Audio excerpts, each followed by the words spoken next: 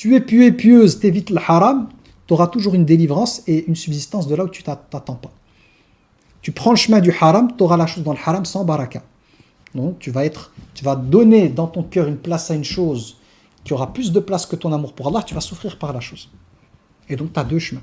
Mais ton risque, il est garanti. Les invocations, c'est une manière par laquelle on montre la soumission à Allah. C'est une manière par laquelle on développe la foi. Mais ce n'est pas l'invocation en tant que telle qui va créer par elle ta prédestinée. Oui, le prophète alayhi sallam dit qu'avec les doigts on peut changer le destin, mais il faut comprendre que là, le prophète nous invite à invoquer parce que l'invocation est une invocation, est une adoration, pardon, et l'une des meilleures adorations. Parce que par l'invocation, notre cœur, il montre à Allah qu'on a besoin et tout. Mais ce dont il faut avoir la conviction, c'est que l'invocation n'est qu'une cause. Donc elle est légiférée, le prophète nous dit de le faire, Allah nous dit d'invoquer, mais c'est une cause. C'est pas elle qui crée le destin. Elle n'est qu'une cause dans un plan voulu par Allah qui finira par nous donner ce qu'il avait prévu. Et la cause utilisée, c'est l'invocation. Et la preuve, c'est que Mariam, elle a eu un enfant, elle n'a rien demandé. Contrairement à Zakaria, pour lequel Allah voulait qu'il ait un enfant. Mais il est passé par la cause de l'invocation. Mais Allah a créé les conditions pour qu'il l'invoque.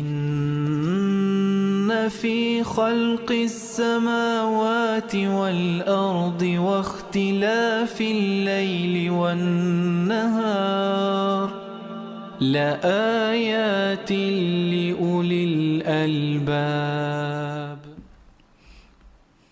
Bismillahirrahmanirrahim. Wassalatu wassalamu ala ashrafil anbiya'i wal mursalin. Sayyidina wa nabiyyina Muhammad wa ala alihi wa sahbihi ajma'in. Bienvenue à vous. Donc aujourd'hui on est le mercredi 2 octobre 2024. On continue l'explication des noms d'Allah subhanahu wa ta'ala. Et je pense que ce nom-ci c'est le troisième cours que je vais vous donner sur ce nom. Parce que je pensais qu'en un cours je pouvais faire le tour, mais finalement on va arriver à 3 cours. Normalement, si les choses suivent le cours de ce que je cherche, aujourd'hui on devrait avoir fini ce nom, Inch'Allah. Alors je rappelle que quand je dis on aura fini, c'est une petite goutte.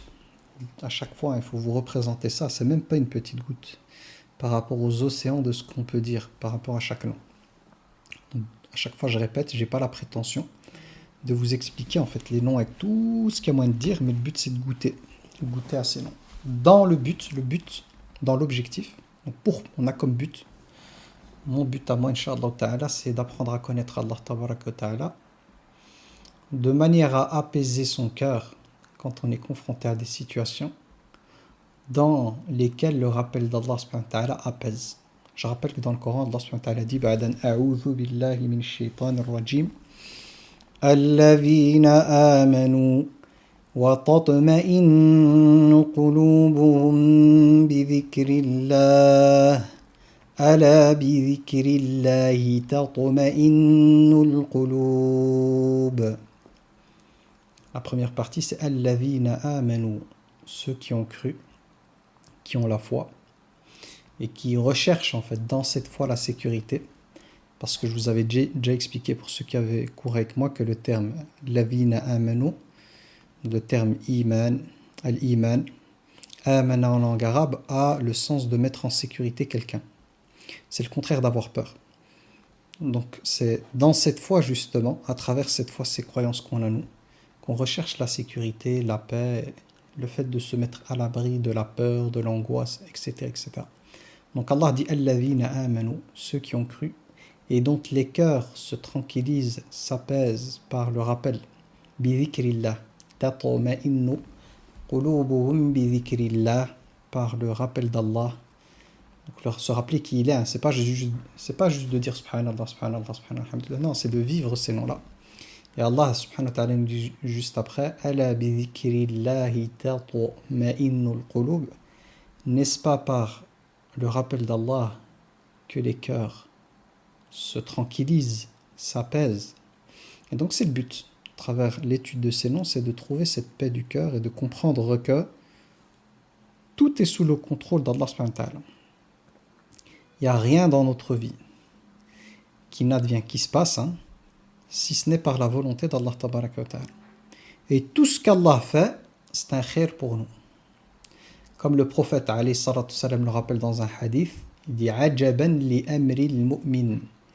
Est étonnante l'affaire du croyant, homme ou femme. Et il dit alayhi salatu wassalam ou kama qal inna amrahu kullahu lahu khair. L'affaire du croyant tout entière, dans les moindres détails, tout ce qui touche le croyant, est un bien. Si la personne est touchée par une chose agréable, donc si la personne elle est touchée par une sarra, une chose qui te fait plaisir, une chose qui est en lien avec ce vers quoi ton cœur est tend, Allah dit shakar, que la réponse du croyant c'est d'avoir shukr. Shukr c'est les remerciements, c'est la gratitude. Fahuwa khayrun lah. Et le fait d'être reconnaissant quand Allah nous donne quelque chose en fait qui est agréable est un acte d'adoration. Et il dit, et si la personne elle est touchée par le prophète alayhi salatu wassalam utilisait darra.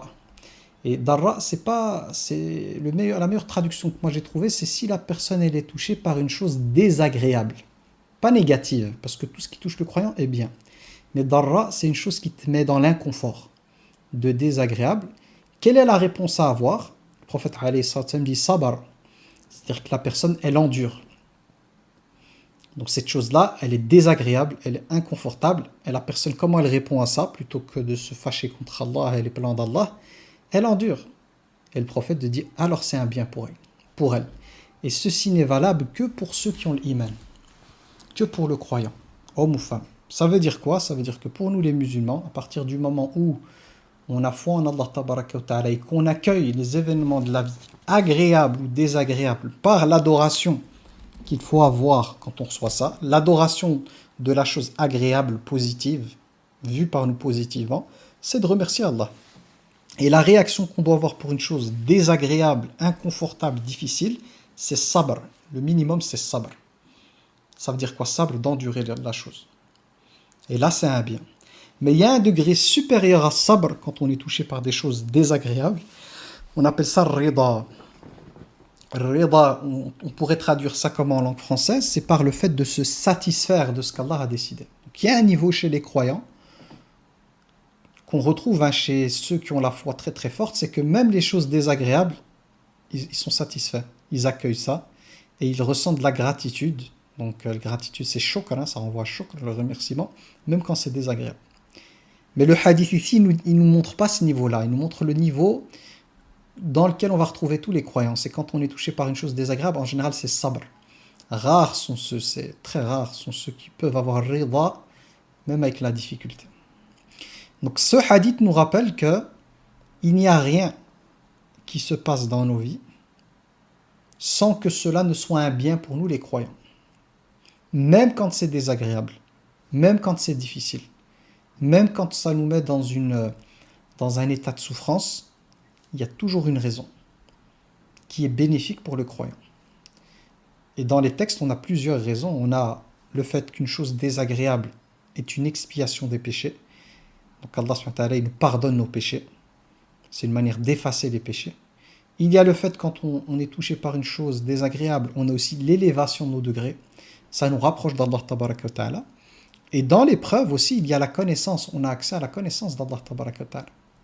D'un cœur qui va se détacher, qui n'a d'autre choix que de se détacher d'une chose à laquelle on tient, de dunya, pour avoir un cœur qui donne la priorité à Allah.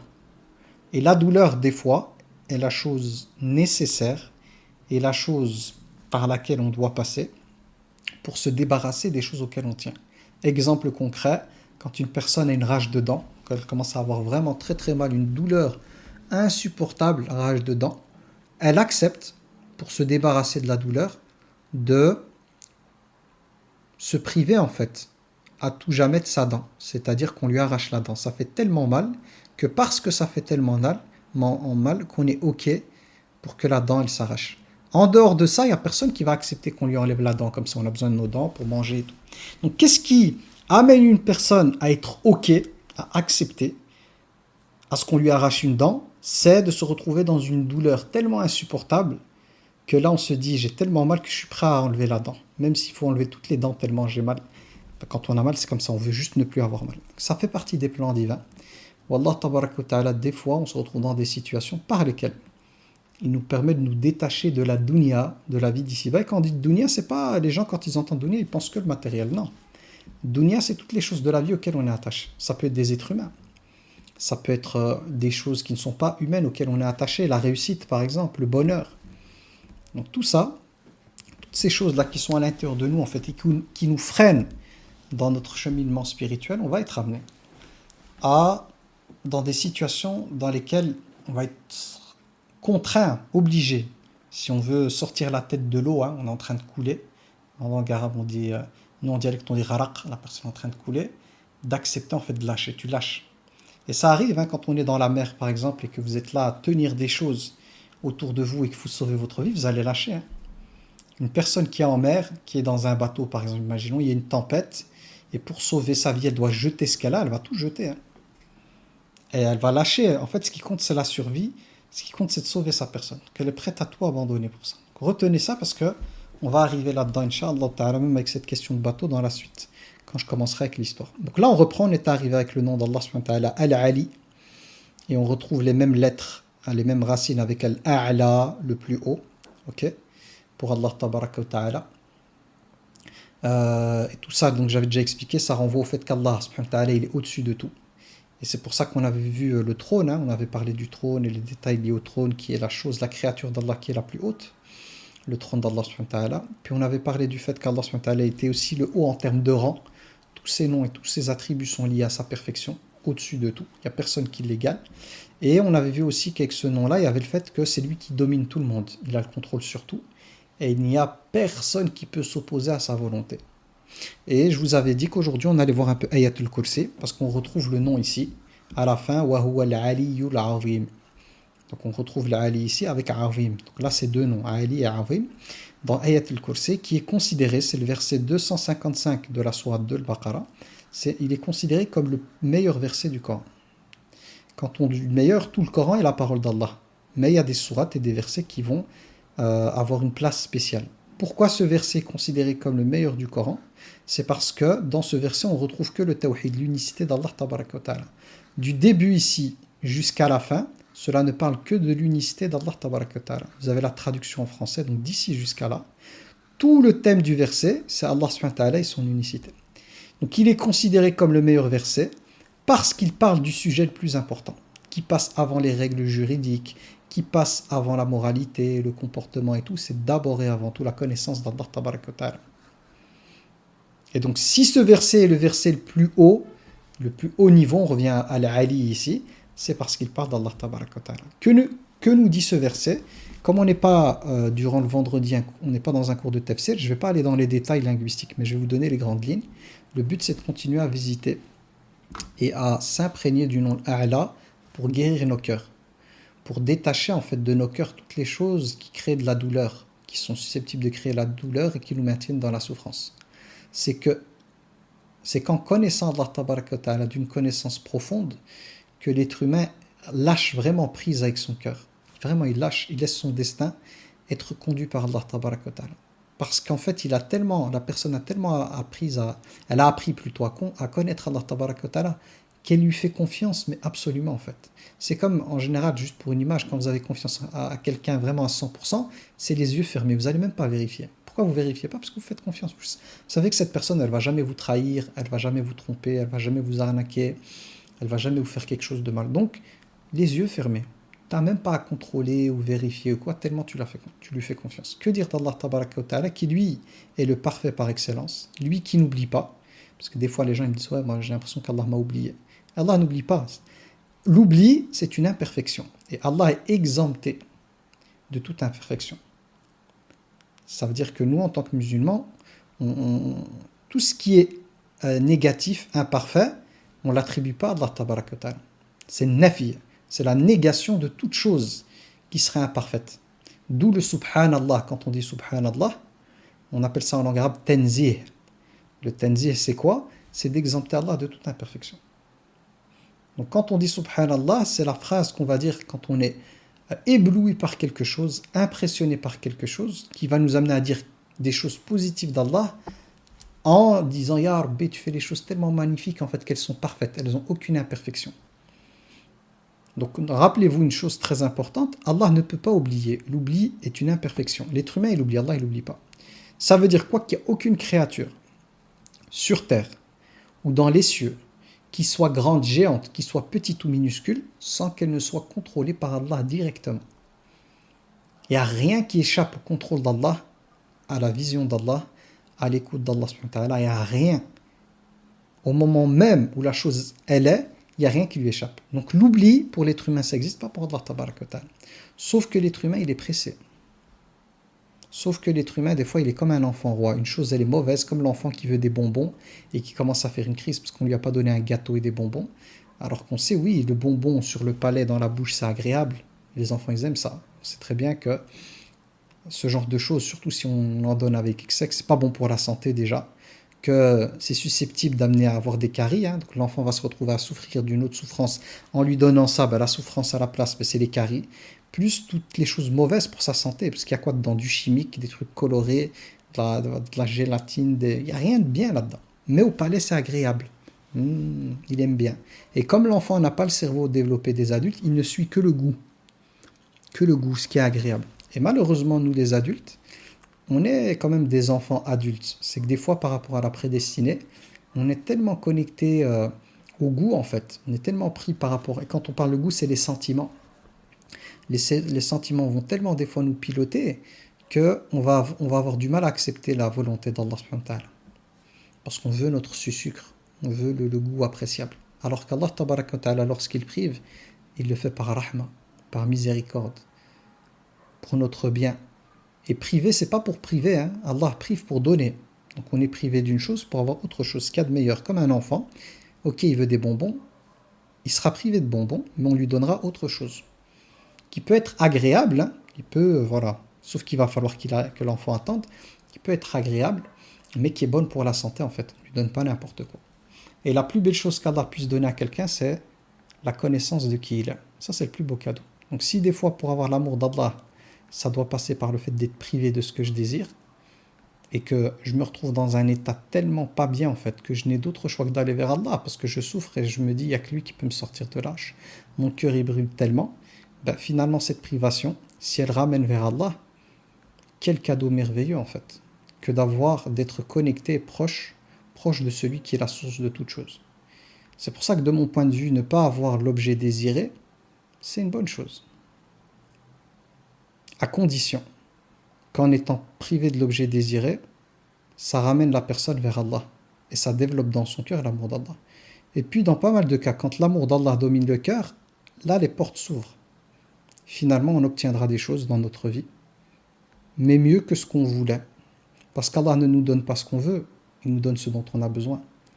Ce dont on a besoin pour cheminer vers lui, pour ne pas s'égarer en fait. Des choses, tout ce qui est susceptible de nous égarer, nous faire oublier Allah et nous mettre dans ce qu'on appelle le rafla, l'insouciance ou l'oubli, Allah va les écarter. Même si on aime bien, même si c'est agréable, même si c'est pas forcément mauvais. Mais ça te fait oublier Allah. Juste le fait d'oublier Allah, c'est une chose grave. Pour ceux qui aiment Allah tabaraka wa ta'ala, la pire chose pour eux, c'est tout ce qui serait susceptible de me faire oublier Allah. Par contre, être dans une situation qui maintient le rappel d'Allah dans mon cœur, même si c'est désagréable, c'est une bonne chose pour nous. Elle est désagréable, elle est vue comme un mal pour les gens, elle est vue négativement. Mais celui ou celle qui a le regard spirituel, si cette chose-là en question est la cause de mon maintien dans le dhikr, le rappel d'Allah, le dua et tout, cette chose que je vois comme un mal, c'est un cadeau merveilleux qu'Allah m'a fait. Parce qu'elle est le véhicule, elle est la cause de ma proximité avec Allah. Donc c'est important, ce cours ou ces cours sont là pour nous rappeler ça. Là, j'ai fait juste un petit rappel pour que vous vous rappeliez pourquoi on est là. On n'est pas juste là pour étudier les noms et les mettre dans notre tête. On est là pour soigner nos cœurs, on est là pour attacher nos cœurs à Allah. Et la chose la plus importante que je cherche à développer avec vous dans ces cours, c'est de cultiver la bonne opinion d'Allah, husnul dhann billah. Parce que comme le dit le prophète alayhi salatu wassalam, ou kama qal, il dit du serviteur et de la servante, il dit, c'est le prophète qui nous transmet ça, il dit ana inda dhanni abdi bi falyadhun bi ma sha. Je suis à l'image que se fait mon serviteur, homme ou femme ici de moi, qu'il pense de moi ce qu'il veut.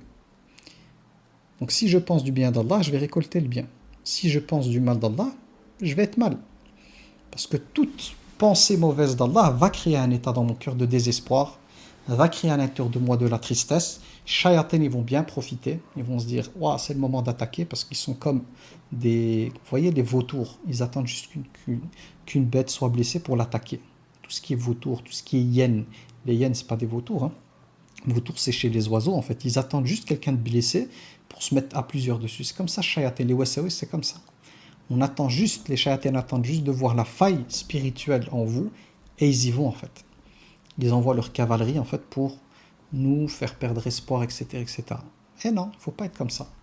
Car Allah, il nous donnera toujours de l'espoir. Allah subhanahu wa ta'ala nous dit même, ô mes serviteurs, et il parle ici même de ceux qui ont commis des péchés, c'est-à-dire des personnes dont la vie a été une vie dans ce qu'Allah a interdit et ce qu'Allah n'aime pas. Il leur dit, ne désespérez pas de la miséricorde d'Allah. قل يا عبادي الذين أسرفوا على أنفسهم لا تقنطوا من رحمة الله. Allah dit, oh mes serviteurs qui avaient exagéré dans les péchés, ne désespérez pas de la miséricorde d'Allah. Inna Allah yaghfiru dhunuba jami'a. Car Allah tabaraka wa ta'ala pardonne tous les péchés. Tout, je répète, tous les péchés. Yaghfiru dhunuba jami'a. Tout.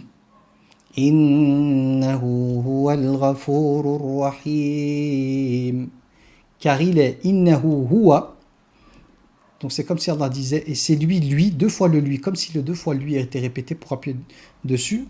Huwal ghafur. C'est un nom d'Allah, Ghafur, celui qui te couvre lorsque tu as commis les péchés, celui qui te protège, comme le casque que met le combattant sur un champ de bataille. En langue arabe, on l'appelle le mighafar. Il couvre la tête et il la protège des coups. Le Ghafur, c'est celui qui pardonne avec le sens de couvrir et de nous mettre à l'abri du coup, en fait, de la vie, des mauvais choix, des péchés, etc., les conséquences. Et il rajoute Ar-Rahim, le tout miséricordieux. Donc si Allah tabaraka wa ta'ala dit à ceux qui ont commis des péchés, mais c'est des conteneurs, des montagnes de péchés, il ne faut pas désespérer. Que dire du croyant et de la croyante qui se bat pour prier, pour être une bonne musulmane et tout ça? Est-ce que cette personne-là, elle doit désespérer d'Allah? Alors que ceux qui ont vraiment été dans les ténèbres, Allah leur dit de ne pas désespérer. Et c'est lui le miséricordieux et c'est lui le pardonneur. Nous, qui par la grâce d'Allah, on se bat pour rester sur le droit chemin, le désespoir ne doit pas faire partie de notre vie. Toujours avoir espoir. Sauf que de nouveau, laissons-nous porter par les plans divins. Il faut vraiment apprendre à abandonner notre volonté propre. Comprendre qu'on est des musulmans. Ça a le sens de soumis à Allah tabaraka wa ta'ala. Ça veut dire que nous, le plus important pour nous, et ça il faut vraiment le retenir et l'ancrer dans son cœur, c'est ce qu'Allah pense de nous. C'est pas le fait d'atteindre telle et telle chose dans la vie. Je vous promets que toute chose dans la vie est à l'image d'une pièce avec deux faces. Un côté agréable, un côté désagréable. Il n'y a rien dans la vie qui ne sera que douceur. Il y a les deux. Chaque situation de vie, chaque choix qu'on fait contient son côté désagréable et agréable. C'est comme ça. Tu veux un travail, tu désires le travail, tu vas avoir le travail. Tu auras le bénéfice du travail, c'est le salaire, et tu auras la charge du travail pour avoir ton salaire. Tu souhaites le mariage, tu veux te marier pour pouvoir être heureux. Tu vas te marier, tu auras les éventuels bénéfices du mariage et tu auras toute la charge du mariage, tout le côté éprouvant du mariage. Tout le fait d'être avec un être humain qui lui aussi a une histoire, un vécu, des blessures et tout, qui ne te comprendra pas à certains moments, qui réagira mal, etc., qui te blessera. C'est le prix à payer de la vie. Et la preuve, c'est regarder juste la famille dans laquelle vous êtes né, la relation que vous avez avec vos frères et sœurs. Toute relation humaine implique deux côtés. Des moments où ça peut aller, et puis des moments où ça ne va pas. Et si vous me dites, ouais, mais ça, je ne pense pas que tout le monde vit ça, allez dans le Coran et voyez un peu ce qu'il en est des modèles qu'Allah nous a donnés, les modèles dans le Coran, par rapport à leur famille. Vous allez voir qu'Ibrahim alayhi salam, la relation avec son père, elle était très compliquée. À tel point que son père l'a menacé de lapider, il ne voulait plus le voir, avec son peuple pareil. Allez voir l'histoire de Yusuf alayhi salam et la réaction de ses frères, ou le plan de ses frères, en fait, qui ont pensé carrément à le tuer d'abord. Puis finalement, ils ont dit non, on va l'écarter le plus loin possible. Par jalousie, juste de l'amour, c'était une question d'amour. Et donc Yaqub alayhi salam, en tant que père, qui a dû vivre cette situation, ses propres fils ont créé son épreuve. Regardez l'histoire de Fir'aun avec Asiya, l'une des 4 meilleures femmes au monde, qui a été torturée par son mari, jusqu'à mourir parce qu'elle a accepté la religion la religion de Moussa alayhi salam. Et des histoires comme ça, on en a plein. Chaque fois qu'on rentre dans le Coran, on en a plein. Si on va à l'époque du prophète alayhi salam, la relation avec son oncle, Abu Lahab, lui qui n'a jamais connu son père, c'est ton oncle qui est censé te protéger, être là pour toi, et ton oncle il te tape la honte devant tout le monde, il t'humilie devant tout le monde. Son oncle Abu Lahab qui est cité dans le Coran, mais pas que son oncle, il y avait d'autres cas aussi par rapport auxquels il était en difficulté. Donc toute relation en fait, quand vous étudiez l'histoire des pieux et des pieuses, on voit que les relations humaines ont les deux côtés. Il va y avoir un côté soutenant et un côté éprouvant. C'est la vie, c'est comme ça. Mais quelle est la chose la plus importante qui peut apaiser notre cœur? C'est de nous dire le plus important pour moi, c'est la place que j'ai auprès d'Allah tabaraka wa ta'ala. Ce qu'Allah pense de moi là-dedans. C'est ça le plus important. Ibrahim alayhi salam, il s'est retrouvé dans la situation dans laquelle il était avec son père à cause de quoi? C'est pour le tawhid, l'unicité d'Allah. Voyant son père et son peuple adorer des pierres, ils se disent, comme avec mes mots, ils se disent, pas possible. Ils se retrouvent à adorer des pierres. Ils ont sculpté eux-mêmes ces pierres-là, ils finissent par les adorer. C'est quoi ça? Donc il a tout essayé, il a tout fait pour essayer d'amener son père et son peuple, les amener à revenir à la raison. Rien. Leur tête, elle était plus dure que de la pierre, leur cœur plutôt. Et donc ça l'a amené à se retrouver dans une situation, à un certain moment, son père l'a menacé et il a dû couper les ponts avec son père. Son père lui a dit, je ne veux plus te voir part. Hayat, elle est comme ça. Prenons l'exemple d'autres cas de Lot alayhi salam, sa femme. Elle n'était pas une femme bien, en fait elle l'a trahi. Elle vivait avec lui, c'était son épouse, mais elle allait rapporter des choses au peuple en fait, parce qu'elle n'était pas croyante. Raison pour laquelle il va être sauvé lui et ses enfants, mais pas elle. Et il a dû vivre avec ça. Nuh alayhi salam avec son fils, là l'inverse, c'est lui qui est croyant, son fils. Il lui dit, oh mon fils, l'un de ses fils, monte avec nous sur ce bateau pour être sauvé, parce qu'aujourd'hui il n'y a personne qui sera sauvé si ce n'est ceux qui sont montés sur le bateau. Il a dit, oh mon père, je vais monter sur la montagne la plus haute. Une vague elle est arrivée, il est mort. Il a ressenti de la tristesse dans son cœur. Il a dit, oh Seigneur, il essayait d'intercéder pour son fils. Allah lui a dit, il ne fait pas partie des tiens, c'est quelqu'un de pas bien. C'est une mauvaise œuvre. Et ça a été dur pour lui. Il a dit, oh Allah, pardonne-moi de te demander une chose sur laquelle je n'ai pas de science. Sa femme aussi, elle ne croyait pas. Donc, la vie, elle est cela. Toute personne qui pense que pour être heureux, heureuse, il suffit d'accéder à la chose désirée, ce n'est que du vent, c'est un mirage. Le seul moyen d'être réellement dans une forme de bonheur, c'est quand ton cœur il est connecté à Allah, que tu es complètement détaché de la dunya et tout ce que la dunya elle contient. Et que tu n'aimes que pour Allah, et que tu ne détestes que pour Allah, et que ta priorité dans ta tête, c'est toute chose qui te rapproche d'Allah. Tout ce qui est susceptible de me rapprocher d'Allah, ben je m'en rapproche. Tout ce qui risque de m'éloigner d'Allah, je m'en éloigne. Je m'en éloigne, même intérieurement, hein, ça veut dire que physiquement, je peux rester avec des personnes.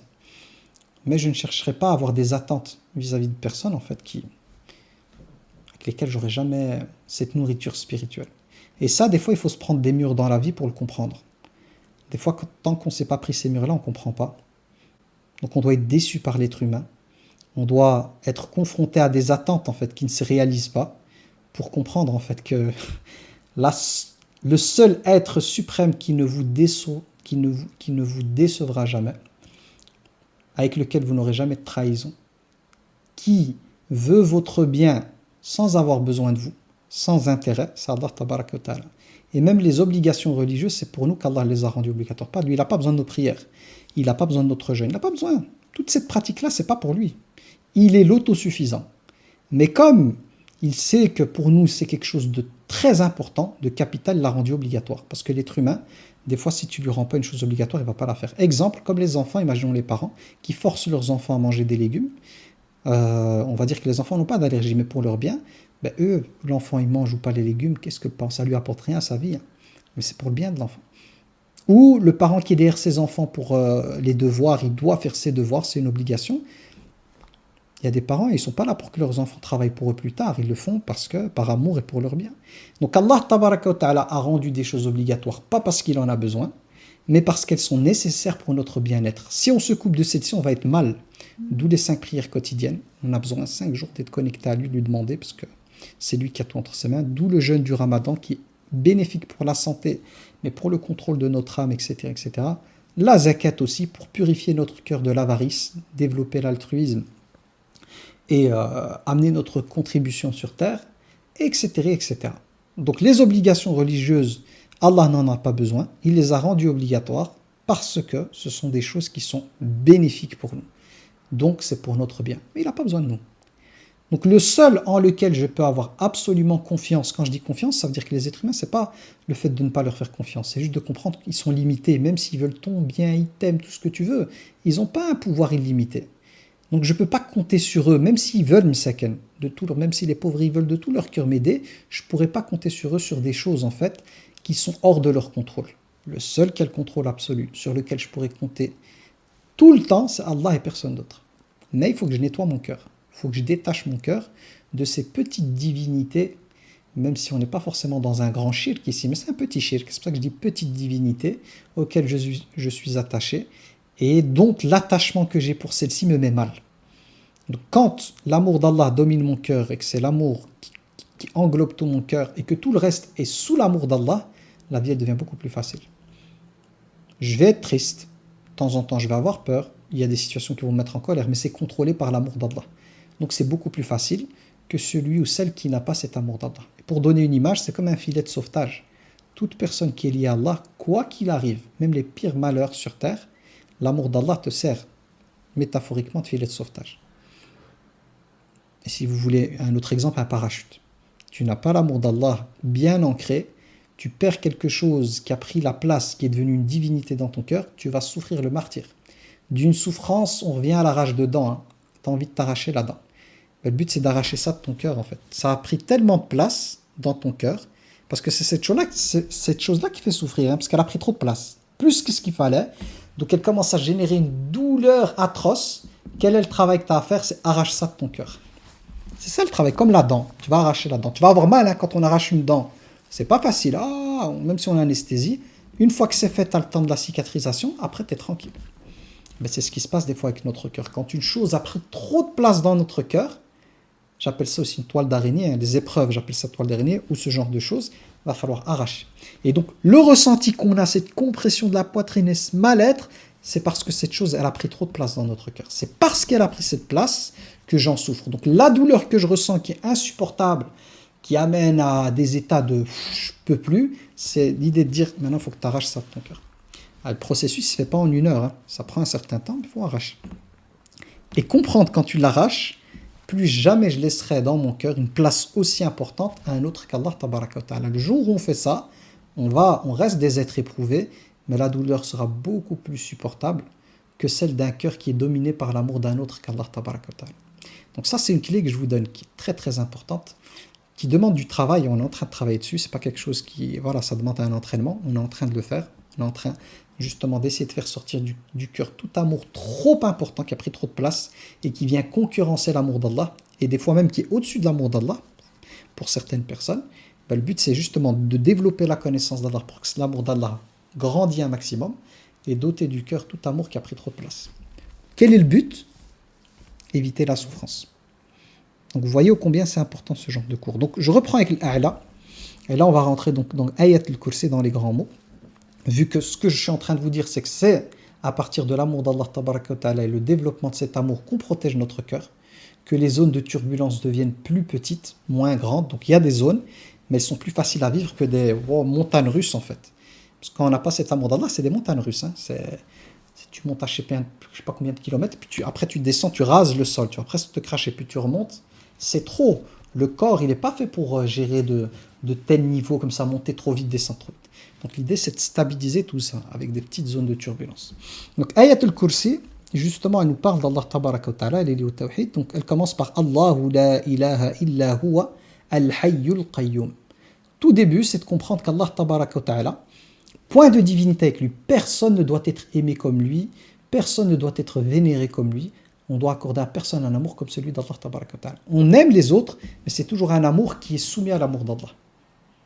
Donc de nouveau, dans ce que je dis là, c'est pas n'aimer personne, c'est aimer Allah et avant tout. Et l'amour des autres est soumis à l'amour d'Allah. Il est en dessous. Et là, on revient à Allah qui est Al-Ali. Il doit être le plus élevé dans nos cœurs. Comme ça, on passe à une dimension du cœur pour nous, c'est qu'Allah doit avoir le premier rang dans notre cœur. Vu que l'Ali et l'A'la, qu'on a déjà vu il y a longtemps, qui veut dire le plus haut, renvoie à la hauteur, pour Allah qui est sur son trône, mais aussi de rang, Dans notre cœur, c'est pareil. Numéro 1, ça doit être Allah. Toute personne qui ne fera pas dans son cœur d'Allah le numéro 1 va souffrir. Qu'est-ce qui va la faire souffrir? C'est l'objet qu'elle aime énormément et auquel elle a donné le number 1. Toute chose qui est aimée au premier rang, plus qu'Allah tabaraka wa ta'ala, sera un objet de souffrance pour vous. Que ce soit les parents, que ce soit les enfants, que ce soit l'époux, l'épouse, le futur époux, la future épouse, le prétendant, la prétendante, le travail, tout, la réussite, le bonheur, toute chose que vous allez mettre au-dessus de l'amour d'Allah, qui va être votre priorité numéro 1, votre valeur numéro 1, ok, va être l'objet de votre souffrance. Vous allez en devenir l'esclave. Votre météo intérieure, bien-être, mal-être, sera déterminée par cette chose-là. Elle vous donne des signes positifs, ah, vous êtes bien. Elle vous donne des signes négatifs, ah, vous êtes KO. C'est pour ça qu'il y a ce travail à faire. Ok? Donc, Allahu la ilaha illa huwa. Allah, point de divinité avec lui. Al-Hayyul Qayyum. Al-Hayy qui renvoie au vivant. Il est le vivant par essence, par excellence. C'est-à-dire que toute vie qui existe en dehors de lui est une vie qui dépend de lui, mais lui, il dépend de personne. Il est celui qui est le début, qui n'a jamais eu de début. Wal-Awwalu. C'est le premier qui n'a pas de début. C'est le dernier qui n'a pas de fin. Donc retenez ça. Donc, Hayy, la vraie vie, l'essence de la vie, c'est un attribut d'Allah tabaraka wa ta'ala. C'est lui le Hayy. C'est pour ça qu'il porte le nom du vivant, parce que c'est le vrai vivant. Toute créature en dehors d'Allah, la vie de ces créatures n'est que la conséquence d'Allah subhanahu wa ta'ala qui les a créées et qui les maintient en vie. Donc c'est lui le vrai Hayy. Ça veut dire que tout en dehors d'Allah sera amené à mourir. Toute chose que vous aimez sera amenée à disparaître. Comment on fait si toute votre vie vous l'avez construite pour un être aimé et que celui-ci il décède, il meurt, ou que la chose que vous désirez disparaît ou vous quitte? C'est la fin du monde pour vous. Sauf le Hayy, le vivant qui ne meurt jamais. Et d'ailleurs, c'est ce qui s'est passé avec certains compagnons lors de la mort du prophète alayhi salatu salam. Et même Omar ibn Khattab, il s'est retrouvé dans un état. Il disait, toute personne qui dit que le prophète il est mort, avec mes mots à moi, hein, je mets fin à sa vie. C'est un hypocrite pour lui. Il est juste parti comme Moussa, il va revenir. Tellement c'était insupportable pour lui d'imaginer qu'il aurait pu mourir. Et celui qui va avoir cette foi spirituelle, c'est Abu Bakr as-Siddiq. Et les gens étaient dans cet état-là, hein, vraiment ils étaient mal. Et il a dit aux gens, je vais vous expliquer avec mes mots, hein, bien sûr, il dit aux gens, sachez que celui qui adorait Mohammed, alayhi salatu wassalam, on sait qu'il ne l'adorait pas, mais c'est une manière de les réveiller. Sachez que Mohammed alayhi salatu wassalam est mort. Et celui qui adore Allah, sachez qu'Allah est le vivant qui ne meurt jamais. Donc on est là. Al-Hayyul ladhi la yamut. Donc vous qui avez l'idée à travers ça, c'est de dire toute personne qui avait un amour pour le prophète alayhi salam très élevé, hein, sachez que Mohammed alayhi salam il est mort. Donc le meilleur des hommes, il est aimé le plus par Allah, aimé par les gens plus que leur propre personne, donc ils aimaient le prophète plus que leurs parents et tout. Donc on est dans le numéro 1 chez les créatures, pour Sahaba, les compagnons, et on est censé nous aussi après Allah aimer le prophète alayhi salam. Donc là, c'est l'être le plus aimé pour les croyants. Après, Allah tabaraka wa ta'ala leur a dit, sachez qu'il est mort. Mais ceux qui adorent Allah, sachez qu'Allah est le vivant qui ne meurt jamais. Et il leur a rappelé un verset du Coran, où Allah déclare que le prophète alayhi salam est un être humain, un messager envoyé parmi eux. S'il est tué ou il meurt, allez-vous revenir en arrière? Retournez sur vos pas, apostasier. Et là, Omar ibn Khattab, le verset n'est un peu plus long que ça, donc je vous écoute. Là, il est tombé, on dit, sur ses genoux. Il a pris conscience que le prophète, il est vraiment mort, il est tombé dans une tristesse. Mais Abu Bakr leur a rappelé la vérité absolue, qui est celle de l'Hayy, le vivant qui ne meurt jamais, c'est Allah. Même si le prophète il est mort, c'est un messager, c'est la cause qu'Allah a voulu pour nous guider. Mais la source est le vivant qui ne meurt jamais. Donc là, ça ancre quelque chose dans notre cœur de puissant, en fait. Celui qui a un amour d'Allah, qui s'est installé dans le cœur, mais il a doté son cœur, en fait, de quelque chose qui le rend invincible. La personne, elle peut tomber et tout, elle est dans une résilience où, quoi qu'il arrive, elle va se relever. Parce qu'elle est attachée à celui, le vivant, qui ne meurt jamais. Impossible d'être séparé d'Allah subhanahu wa ta'ala. Je parle pour celui qui a la foi, parce qu'Allah subhanahu wa ta'ala ne meurt pas. Il est exempté de toute imperfection. La mort est sa créature. C'est lui qui a créé la mort. Et d'ailleurs, il y a un ange qu'on appelle Malak al-Maut qui, lui, a la charge de la mort. Donc lui, il est le vivant qui ne meurt jamais. Donc si j'attache mon cœur à Allah, ben, j'attache mon cœur à celui qui ne peut pas mourir. Donc il sera toujours là pour moi en fait. Quoi qu'il arrive autour de moi, demain il y a un tremblement de terre, tout est fini, tout tombe, je me retrouve seul au monde, Allah il est là. Il est le vivant qui ne meurt jamais. Je vais continuer à vivre émotionnellement, affectivement, etc. etc. Donc ça c'est le premier point. Al-Hayy. Al-Hayyu Al-Qayyum. Al-Qayyum, ça renvoie en langue arabe au niveau étymologie au fait de se tenir debout. Et c'est employé pour dire qu'Allah s'autosuffit. Ça veut dire qu'Allah, tabaraka wa ta'ala, il a besoin de personne. Il est le vivant, mais qui est autosuffisant, qui n'a besoin de personne et dont tout le monde a besoin. Je répète, il est le vivant, qui s'autosuffit, il a besoin de personne, ça veut dire, et tout le monde a besoin de lui.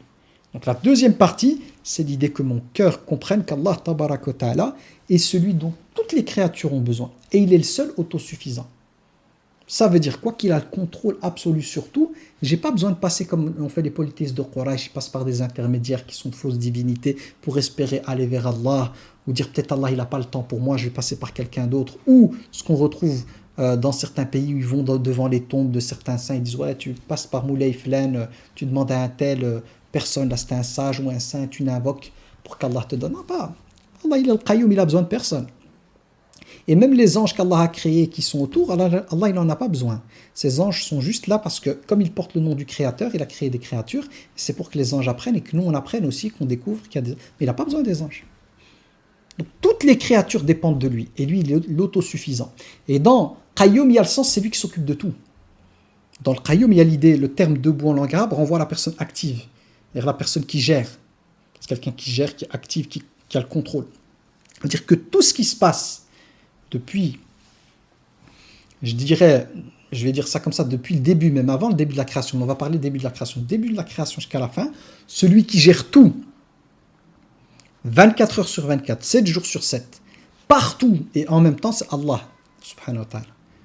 Tout dépend de lui et tout est géré par lui. Il a besoin de personne. Et même les anges qui ont des tâches, c'est lui qui les maintient en vie. C'est lui qui leur donne l'énergie pour fonctionner, c'est lui qui leur donne le savoir et la conscience pour faire. Et c'est lui qui fait en sorte qu'ils puissent avoir un effet sur les causes. Sans lui, ça ne marche pas. Donc c'est incroyable quand on retourne à la source qui est Allah tabaraka wa ta'ala et qu'on comprend en fait que tout est sous son contrôle et que finalement toutes les choses qui sont autour de nous sont créées par lui, existent par lui, vivent par lui et sont amenés à se mouvoir, à bouger tout par lui, et que tout n'est que cause, c'est lui la source de tout bien. Et le reste c'est des causes, les parents sont des causes, les gens le travail que vous trouvez chez quelqu'un, c'est pas le patron qui vous paye, c'est les causes. Pour ceux qui touchent des aides de l'État, c'est pas l'État qui vous paye, c'est Razzaq, c'est Allah, c'est juste une cause. Tout n'est que cause. Je suis arrivé sur terre par cause, tout est cause. La source de tout c'est Allah tabaraka wa ta'ala. La source de l'amour, celui qui a voulu que j'arrive sur terre, celui qui a voulu, donc la volonté fait que moi je suis un être humain, je suis sûr, c'est Allah tabaraka wa ta'ala. C'est la raison pour laquelle, et c'est un rappel, toutes les personnes qui me disent en consultation, Abou Bakr, moi je suis un accident, mes parents m'ont pas voulu, ou c'était un accident, ils voulaient, voilà, ils se protégeaient, ma mère prenait la pilule, elle l'a oublié, je suis né, donc j'ai jamais été voulu, et qui souffrent de ça en disant, moi je suis un enfant qui n'a pas été voulu, et je leur dis, ta perception elle est erronée. Les gens me disent, pourquoi tu dis ça? Et plutôt je dis à la personne, non, c'est pas vrai ce que tu dis. Et les gens quand tu dis ça, ça les choque quand je le dis c'est pas vrai. Et pourquoi tu dis c'est pas vrai? Je dis parce que c'est Allah qui t'a voulu. Comment tu pourrais me dire que tu n'as pas été voulu alors qu'il n'y a rien qui arrive dans les cieux sur la terre si ce n'est par la volonté d'Allah? Si tu es sur terre, c'est Allah qui t'a voulu. Les êtres humains, ce qu'ils pensent, c'est pas nos affaires. Les êtres humains, ce sont des causes. Sache que si tu es sur terre avec celle que tu es comme tu es, c'est qu'Allah t'a voulu. Donc tu n'as pas besoin de mendier l'amour d'une personne qui ne veut pas te donner. Tu n'as pas besoin. Ça fait du bien, bien sûr, être aimé, tout, on en a tous besoin. Mais si moi, dans mon cœur, je sais qu'Allah m'a voulu et que lui, subhanah, à partir du moment où on est croyant, il y a la probabilité qu'on soit aimé par Allah, mais ça te comble en fait d'être aimé. Le reste, ce sont des causes. Si les causes, ils te reconnaissent, ils donnent ça, c'est notre devoir aussi de ressentir de l'amour, d'être bienveillant et tout. Mais si la cause me rejette, c'est la cause, elle veut me rejeter. Comme Ibrahim, alayhi salam, il a été rejeté par son père, ok, mais il a Allah. Son père l'a rejeté, ça fait mal, hein, on reste des êtres humains, mais de nouveau, qu'est-ce que je vous ai dit? Quand le cœur n'est pas habité par un amour trop important des créatures, même quand ça fait mal, on arrive à avancer dans la vie. Donc Ibrahim, alayhi salam, il a eu mal d'être rejeté par son père. Mais il aimait tellement Allah que l'amour d'Allah l'a accompagné toute sa vie. Et c'est ça qu'il faut comprendre. Donc une personne, quand les gens me disent Abou Bakr, moi je suis un enfant qui n'a pas été voulu. Faux. Allah t'a voulu. C'est Allah qui t'a créé. C'est Allah qui a créé ton esprit avant même ton corps. Les êtres humains, ce ne sont que des causes sur ton chemin. Ben, ça libère. Quand tu dis ça à quelqu'un, alors que toute sa vie, la personne elle s'est construite dans le fait qu'elle n'est pas aimée, qu'elle n'a jamais été voulue, qu'elle est détestée, c'est dur à vivre. Hein. Ça s'appelle la blessure du rejet. Hein. Quand on est rejeté, ça fait mal. Hein. Très très mal. Et que tu te dis, qu'est-ce que je fais sur Terre en fait? Moi, je suis un accident. Que les gens, ils s'appellent accident. Il n'y a pas d'accident pour Allah Tabaraka wa Ta'ala. Les athées, les matérialistes disent que tout est arrivé par hasard. Un accident, la planète Terre et tout ça. Nous, on est musulmans, il n'y a pas d'accident. Si tu es là, c'est Allah qui t'a voulu. Et comme tout le monde, tu peux gagner l'amour d'Allah. Tu peux gagner ton ticket pour le paradis. Mais il faut faire un travail sur toi de remettre l'amour d'Allah au centre de ta vie. Ça doit être number one, le plus haut dans ton cœur. Et là, tu vas pouvoir avancer dans la vie et faire de tes blessures une force spirituelle. T'appuyer là-dessus pour être une personne qui rayonne. Donc toute ta douleur, tu peux la transformer en quelque chose de positif. Quelle est la condition? C'est que tu prennes conscience en fait que les plans d'Allah sont parfaits, qu'Allah t'a voulu et que tu as quelque chose à faire. On ne t'a pas créé pour rien. Tu as été créé, Allah t'a créé comme tout le monde, ton rizq descend du ciel. Comme pour tout le monde, il te demande ton but, ton job, c'est d'apprendre à connaître Allah, de l'adorer, de faire le bien. Et de monter les échelons de l'amour d'Allah dans ton cœur. Et de faire de l'amour d'Allah le numéro un pour être proche. Chaque fois que dans ton cœur, l'amour d'Allah il monte, bah dans le paradis, tu vas monter. Ton degré au paradis sera proportionnel à la place qu'Allah, l'amour d'Allah. Quand on dit la place, c'est l'amour d'Allah dans ton cœur. Plus il prend de place, plus tu montes. Moins il prend de place, plus tu es bas, plus tu vas souffrir. C'est bien, il faut méditer, il faut vraiment comprendre ce que je dis là. C'est très très important et ça soigne quand on intègre ça dans son cœur. Donc, Al-Hayyul, donc Allahu la ilaha illa hu, Al-Hayyul Qayyum, la ta'khuduhu sinatun wa la nawm. La partie juste après, donc premier c'est le vivant qui s'autosuffit, qui gère tout, et en même temps, contrairement à ces créatures, lui n'est pas pris par la somnolence, c'est ça la somnolence, ni le sommeil. Ça, cet élément-là, il est là pour nous dire quoi? Ça montre le contrôle 24 heures sur 24, 7 jours sur 7. Et ça montre aussi, toutes les personnes qui me disent Allah m'a oublié ou quoi, ça n'existe pas. Allah n'est ni touché par le sommeil, ni la somnolence, ni rien. Ça veut dire quoi? Si on comprend bien ça, c'est qu'il n'y a rien qui n'échappe à son contrôle, à sa volonté, à sa science, partout dans le monde. Donc ça veut dire qu'il s'occupe de tout, mais quand on dit s'occupe de tout, c'est depuis pour ces créatures, depuis qu'il a commencé par la première créature jusqu'à la dernière. Et ce sera comme ça pour l'éternité, parce qu'il y a le paradis, il y a toutes les choses qui sont éternelles, comme paradis et l'enfer, c'est lui qui maintient ça en vie. Le paradis tiendra par lui, les bienfaits du paradis, nos vies nous tiendront par lui. Donc c'est pour l'éternité. Il n'y a que lui qui a ça. C'est lui qui est l'unique par rapport à ça. Donc la ta'khuduhu sinatun wa la nawm. Comprenez avec ça qu'il n'y a rien qui lui échappe. Donc, quand quelqu'un dit ouais, peut-être Allah m'a oublié, peut-être qu'Allah, les gens peuvent dire ça, il est occupé, il n'a pas le temps pour moi. Ça n'existe pas, ne pas avoir le temps. Pourquoi? Parce que le temps, c'est une créature d'Allah. On ne peut pas dire d'Allah qu'Allah n'a pas le temps. Parce que ceux qui n'ont pas le temps, c'est ceux qui sont soumis au temps. Mais le créateur du temps, il n'est pas soumis au temps. C'est lui qui impose au temps. Il dit au temps, voilà, toi sur Terre, le temps, tu vas fonctionner 24 heures plus ou moins pour nous. Dans telle planète, autant de temps. Et le temps, il est soumis. Ya Rab, je t'obéis. Ce que tu me dis, je le fais. Donc chez nous, les êtres humains, oui, vous allez appeler quelqu'un, il n'a pas le temps. Il est occupé, machin, il est fatigué, il dort. Vous allez appeler quelqu'un, c'est une urgence, et la personne, elle dort ou elle somnole. Et c'est une urgence pour vous. Comment je fais? Allah subhanahu wa ta'ala, il n'y a pas de sommeil, il n'y a pas de somnolence, et il n'y a pas de temps. Il est le créateur du temps. 24 heures sur 24, il est là. D'ailleurs même, il y a un hadith qui l'explique clairement, c'est que le prophète alayhi salam nous rappelle qu'Allah tabaraka wa ta'ala descend comme ici à sa majesté le dernier tiers de la nuit. Et il dit, qui a une demande? Il y a plusieurs types de demandes qui ont été citées par le prophète, pour le tawbah, pour des demandes. Comme ça, je lui réponds. Ça veut dire que quand les gens dorment, tout le monde, personne n'est présent pour vous, parce que pour les gens qui travaillent en journée, ils dorment la nuit. Donc, moi, je n'ai pas de consultation de minuit, par exemple, ou le soir jusqu'à, on va dire, 11 heures. Impossible de m'avoir même en urgence. Mon téléphone est en mode avion. Ben Allah, créateur des cieux et de la terre, 24 heures sur 24. Même le soir, quand personne n'est là, tout le monde dort. Lui, il est le vivant, qui ne meurt jamais. Et celui qui ne dort pas, qui n'est pris ni par la somnolence, ni le sommeil. Tu as envie de parler avec Allah, Allah, il descend, subhanah, comme il tient à sa majesté. Et il demande qui a quelque chose à demander. Et ce qui est puissant, c'est que la nuit, en fait, il faut comprendre qu'à l'époque, il n'y avait pas comme nous, dans les sociétés industrialisées où les gens travaillaient le soir et tout. En général, il n'y avait pas d'éclairage comme chez nous, des éclairages publics. Donc les gens, quand le soleil se couchait et tout, ils se préparaient à dormir. Donc la nuit, c'était tout le monde dort. La journée, les gens sont réveillés, sauf ceux qui se levaient pour la prière de la nuit et tout, mais le soir, il n'y a pas d'activité, c'est plutôt calme. Ben, c'est à ce moment-là, le hadith, il parle du moment où il n'y a personne, Allah, il est toujours là. Mais Allah, il est là en journée et le soir, hein, pour nous. Hein. Mais c'est juste à travers ce texte, l'idée d'expliquer que au moment où l'être humain, il est vraiment seul, dans l'obscurité de la nuit, il a besoin, il n'y a personne pour lui, de ne jamais oublier qu'Allah, il est tout le temps là. Et tu es en mode VIP. Parce que le texte, il dit Allah descend de nouveau. La descente d'Allah, on ne s'imagine pas. Le texte, il dit il descend, subhanallah, comme ici à sa majesté. Donc, quand on réfléchit là-dessus, subhanallah, c'est incroyable en fait. La personne qui a l'amour d'Allah dans son cœur, mais peu importe la situation, elle va s'en sortir. Ya Rabbi, il est là, je l'invoque. C'est puissant, là, c'est incroyable. Puis la suite, donc la ta'khuduhu sinatun wa la nawm, lahu ma fis samawati wa ma fil ard. Là, c'est un rappel qu'il a la royauté absolue, le contrôle sur tout ce qui existe dans le règne des cieux et de la terre. Donc, contrairement à un être humain, même s'il est réveillé, imaginons que moi, je fais des permanences de nuit, ok, je suis réveillé. Mais je suis limité en tant qu'être humain. Moi, il n'y a rien qui m'appartient, à part parler au téléphone, rassurer quelqu'un. Je ne suis pas médecin, je ne suis pas chirurgien, je ne suis pas dentiste. Voilà, je suis un être humain faible, mais d'une faiblesse galactique. Et moi, je reconnais, j'ai aucun problème à reconnaître ma faiblesse. C'est parce que c'est ma nature d'être humain, d'être faible. Mais Allah subhanahu wa ta'ala nous dit, donc c'est lui, donc il n'est pas pris ni par le sommeil ni la somnolence. C'est d'abord la somnolence puis le sommeil, mais en même temps, à lui appartient tout ce qu'il y a, tout. Ma, en langue arabe, min al-fad al-umum. Tout ce qu'il y a dans les cieux sur la terre. Tout. Donc ça veut dire que tu demandes à qui? Celui qui a le pouvoir sur tout. Il n'y a rien qui lui échappe, il n'y a rien qui lui résiste. Il dit à une chose, soit elle est directe, elle se soumet. Lahu ma fi samawati wa ma fi al-ard. Man dha alladhi yashfa'u 'indahu illa bi'idnih.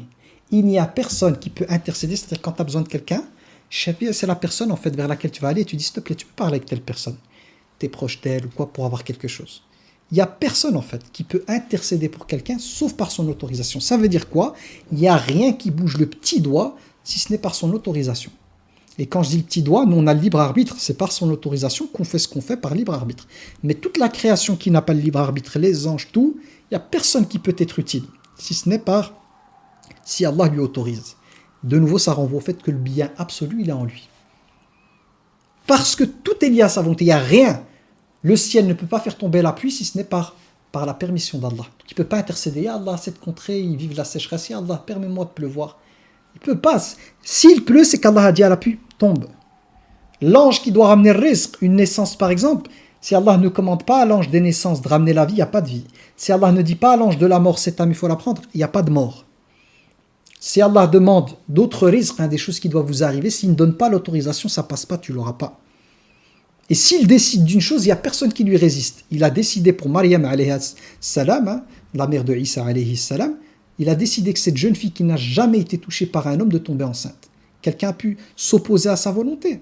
Nous, la règle de base, c'est que pour pouvoir un enfant, il faut un homme, il faut un père obligé. Pour Allah tabaraka wa ta'ala, c'est des causes que lui a créées. Il a ordonné, il a envoyé Jibril, il lui a dit tu vas insuffler l'esprit, parce qu'à la base on est des esprits, je vous l'ai déjà expliqué, qu'on existait avant le corps. Il lui a dit tu vas l'insuffler dans le corps de cette femme. Et Jibril l'a fait, et Allah donne aux anges, de nouveau les anges ne peuvent rien faire sans Allah. Jibril a insufflé l'esprit d'Isa alayhi salam avec les mécanismes de la biologie dans le ventre, et elle est tombée enceinte. Et nous on a la conviction qu'elle est tombée enceinte sans être touchée par un homme. Elle ne cherchait pas à tomber enceinte. C'est pour vous dire, votre risque ne peut pas vous échapper. Quand Allah veut quelque chose, tu n'as même pas besoin d'invoquer. Tu sais ce que tu as besoin de faire, vous avez besoin de faire, c'est d'obéir à Allah et de marcher droit. Tout le reste, le risque, il est garanti. Que tu demandes ou pas, tu auras ce qu'Allah t'a décrété. Tu es pieux et pieuse, t'évites le haram, tu auras toujours une délivrance et une subsistance de là où tu t'attends pas. Tu prends le chemin du haram, tu auras la chose dans le haram sans baraka. Donc tu vas donner dans ton cœur une place à une chose qui aura plus de place que ton amour pour Allah, tu vas souffrir par la chose. Et donc tu as deux chemins. Mais ton risque, il est garanti. Les invocations, c'est une manière par laquelle on montre la soumission à Allah. C'est une manière par laquelle on développe la foi. Mais ce n'est pas l'invocation en tant que telle qui va créer par elle ta prédestinée. Oui, le prophète alayhi salam dit qu'avec les doigts on peut changer le destin, mais il faut comprendre que là, le prophète nous invite à invoquer parce que l'invocation est une invocation, est une adoration, et l'une des meilleures adorations. Parce que par l'invocation, notre cœur, il montre à Allah qu'on a besoin et tout. Mais ce dont il faut avoir la conviction, c'est que l'invocation n'est qu'une cause. Donc elle est légiférée, le prophète nous dit de le faire, Allah nous dit d'invoquer, mais c'est une cause. C'est pas elle qui crée le destin. Elle n'est qu'une cause dans un plan voulu par Allah qui finira par nous donner ce qu'il avait prévu. Et la cause utilisée, c'est l'invocation. Et la preuve, c'est que Mariam, elle a eu un enfant, elle n'a rien demandé. Contrairement à Zakaria, pour lequel Allah voulait qu'il ait un enfant. Mais il est passé par la cause de l'invocation. Mais Allah a créé les conditions pour qu'il l'invoque. Parce qu'il a vu Mariam qui avait de la nourriture qui n'était pas de la saison. Et il dit à Mariam, d'où ça devient ça? C'est lui qui s'occupait d'elle. Elle était encore jeune et il avait la responsabilité de s'occuper d'elle. À la base, les filles n'allaient pas dans les temples adorer Allah, c'était pour les hommes. Mais là, la mère de Mariam a voulu, avant qu'elle n'accouche, elle espérait avoir un garçon, donc elle voulait le confier à Allah. Spécialement que pour l'adoration d'Allah, il lui a donné une fille, pour montrer qu'il y a autant de bien dans un garçon qu'une fille. Elle pensait que le bien c'était le garçon, Allah lui a montré que même la fille, elle est honorée, c'est Allah qui l'a créée. Donc il lui donne une fille, quand elle arrive, elle dit, oh Allah, je l'ai enfantée, c'est une fille. Et elle se dit, mais une fille, normalement, elle ne va pas au temple. Et Allah dit, Allah sait très bien qui elle avait dans son ventre, que c'était une fille, et que le garçon n'est pas comme la fille, c'est-à-dire que chacun ses spécificités, mais qu'ici, la fille, c'était mieux que le garçon, parce qu'Allah choisit ce qu'il y a de mieux, pour montrer que, alhamdoulilah, dans notre religion, il n'y a pas cette idée de dire que les femmes n'ont pas de valeur ou moins de valeur. Tout ce qui est créé par Allah a sa place, sa raison d'être et sa valeur. Sinon, Allah n'aurait pas créé. Et tout ce qu'Allah crée pour nous, c'est parfait. L'être humain est imparfait par son libre arbitre, mais la création d'Allah, elle est parfaite. Donc la femme, telle qu'elle a été créée par Allah avec ses spécificités, elle a été créée comme Allah le voulait. L'homme, pareil. C'est le libre arbitre qui fait que chacun, l'homme et la femme, peuvent sortir du chemin d'Allah, etc., etc. Donc, il lui donne Mariam. Elle accouche, Allah accepte Mariam, parce que dès le départ, ça faisait partie du plan, donc elle peut être dans le temple, c'est Zacharia qui s'occupe d'elle. Et quand il rentre chez elle, il voit qu'elle a de la nourriture qui n'est pas de la saison. Et il est choqué, en fait, parce que ça ne s'est pas passé une fois. Et il dit, Mariam, d'où ça devient? D'où ça devient? Elle, la jeune, hein, lui qui est un Cheikh Kabir, hein, c'est un homme très âgé, la barbe, l'expérience, elle lui donne une leçon spirituelle. On est dans le tawhid et les noms d'Allah. Elle lui dit, Huwa min indillah. Inna Allah yarzuqu man yasha'u bighayri hisab. Jeune fille qui n'est même pas encore éprouvée par la vie. C'est la phase de sa vie où elle était protégée par Allah sans épreuve. Elle lui a dit, ceci vient d'Allah. Elle lui fait un rappel profond. Elle lui dit, Allah donne yarzuqu. Il donne de sa subsistance à qui il veut, sans compter. Sans compter, ça veut dire sans nos calculs à nous. Nous, c'est des calculs, il faut réfléchir les causes. On se dit, il faut telle cause, machin et tout. C'est comme il lui dit, Allah, il donne les choses sans compter, sans limite. Il donne ce qu'il veut. Mais aussi sans devoir. Le hisab, c'est nous, on fait des calculs. Il dit kun fayakun. Pour Allah, c'est simple. Nous, on doit faire 1 plus 1 égale 2. On doit travailler pour l'argent. On doit semer les graines pour que ça pousse. Allah, il dit une chose, soit elle est directe, instantanée. Et là, Zacharia, quand il entend ça, il y a quelque chose qui se passe dans son cœur au niveau spirituel. C'est Allah subhanahu wa ta'ala qui lui a fait passer un message via Mariam, qui a touché son cœur au niveau du tawhid et qui l'a amené à invoquer, utiliser une cause légiférée pour qu'Allah lui donne Yahya. Et à la base, il ne savait pas que c'était Yahya, il avait demandé juste un fils. Il est parti en cachette et il a commencé à invoquer Allah en disant, Allah, j'ai jamais été déçu quand je t'ai invoqué, et là je suis devenu vieux, mes cheveux sont devenus tout blancs et mes os sont fragiles. Voyez, Allah, je te demande d'avoir un successeur qui va pouvoir me succéder dans la da'wah, dans l'appel à Allah, et succéder à Yaqub, hein, qu'on appelle Israël, qui est le père de Youssouf et de tous ceux qui vont venir par après. Et Allah lui a annoncé la nouvelle de Yahya. Mais à la base, avant même que Zacharia l'invoque, Allah avait destiné que Zacharia allait avoir Yahya. C'est ça que j'ai envie de vous dire. C'est-à-dire que l'invocation, c'est quoi la sagesse derrière? C'est qu'Allah tabaraka wa ta'ala a amené Zacharia à voir une chose par laquelle il voulait le pousser à invoquer, pour que l'invocation, en fait, active en lui un degré de dévotion, d'ibadah, et de connexion et d'espoir en Allah qui lui permet d'avoir des hasanat et de goûter à la foi pour lui donner son enfant. Parce que recevoir un fils sans passer par les invocations et l'état dans lequel il était, ne lui permet pas de bénéficier de la même gratitude et des mêmes vibrations du cœur que si on se retrouve dans le schéma qu'il a vécu, à savoir d'être privé, de voir un miracle avec Mariam, des fruits qui n'étaient pas de la saison, c'est un miracle, et d'invoquer tout son cœur, Ya Rabbi, Allah, je suis vieux, dans sa faiblesse, et d'avoir, ça crée dans son cœur un état spirituel, un niveau de connexion, un niveau d'espoir en Allah, qu'Allah a voulu créer dans son cœur. Pour pouvoir avoir cet état dans lequel Allah a voulu le mettre, il fallait le priver d'enfant toute sa vie. Il fallait attendre qu'il soit vieux, dans un état vraiment où il n'espérait plus rien, et d'invoquer, de le pousser à invoquer, pour activer au moment de l'invocation cet état puissant spirituel dans lequel il s'est retrouvé pour lui donner. Mais Allah, s'il avait voulu, il lui aurait donné ni invocation, ni vieillesse, ni rien. Donc, comprenons les plans divins. Comprenons que l'invocation n'est qu'une chose qu'Allah met à notre disposition, de manière par celle-ci à ressentir des choses dans notre cœur puissantes, et pour, au moment de la délivrance, en fait, avoir une telle gratitude, parce que c'est difficile, hein, c'est quand tu perds espoir, t'es vieux et tu demandes et qu'Allah te donne, le niveau de gratitude est énorme. Donc le but qui est recherché, c'est l'état, parce qu'il y a des hasanat, il y a une élévation par cet état spirituel, la gratitude par après aussi, avec l'endurance. Donc il est récompensé pour toute l'endurance qu'il a eue pendant toutes ces années. Il a la récompense de l'espoir vis-à-vis d'Allah Tabaraka wa Ta'ala, puis après la gratitude de ce qu'Allah lui a donné. Mais Allah n'a pas besoin de l'invocation. Retenez ça. L'invocation est une cause qu'Allah met à disposition de ses serviteurs pour qu'elle soit un acte d'adoration des plus puissants, par lequel on manifeste avec notre cœur, parce qu'on a besoin de ça pour activer le cœur, sinon tout est dans la tête, pour ramener le cœur à se mettre dans une disposition intérieure tellement profonde avec Allah que là, les noms et les attributs d'Allah, on les vit. On a des vibrations. C'est le but. C'est pour ça qu'on est privé. On est privé pour se retrouver dans cet état-là. Comme avec Zacharia. Et il n'a jamais eu, il espère, l'espoir et tout, pour faire ressortir. Ça veut dire que le plus beau cadeau qu'il a eu, c'est pas réellement Yahya, même si ici c'est un prophète et tout, on peut dire ça. Mais d'un point de vue spirituel, le plus grand cadeau qu'Allah lui a fait, c'est cet état à l'intérieur, qu'il a ressenti, parce que là on est dans le tawhid. C'est ça le cadeau le plus important, il est là. Nous on pense que c'est d'avoir eu Yahya. Yahya, c'est un bonus, c'est-à-dire que c'est un cadeau aussi. Mais c'est une conséquence en fait de cet état. Mais l'état en lui-même, c'est ce qu'il y a de plus important et de plus puissant et de plus beau en fait. Mais pour pouvoir avoir cet état, il fallait qu'il ait le désir naturel d'un être humain d'avoir Yahya. Donc on voit la puissance des choses. Et ça nous rappelle qu'Allah, tabaraka wa ta'ala, on revient, hein, que quand il décide quelque chose, c'est lui qui donne. À lui appartient la royauté des cieux et de la terre. Lahu ma fis samawati wa ma fil ard. C'est-à-dire que ça à lui, il n'y a rien qui échappe à son contrôle. Il dit kun fayakun. Soit et la chose elle est. La suite, donc lahu ma fis samawati wa ma fil ardi.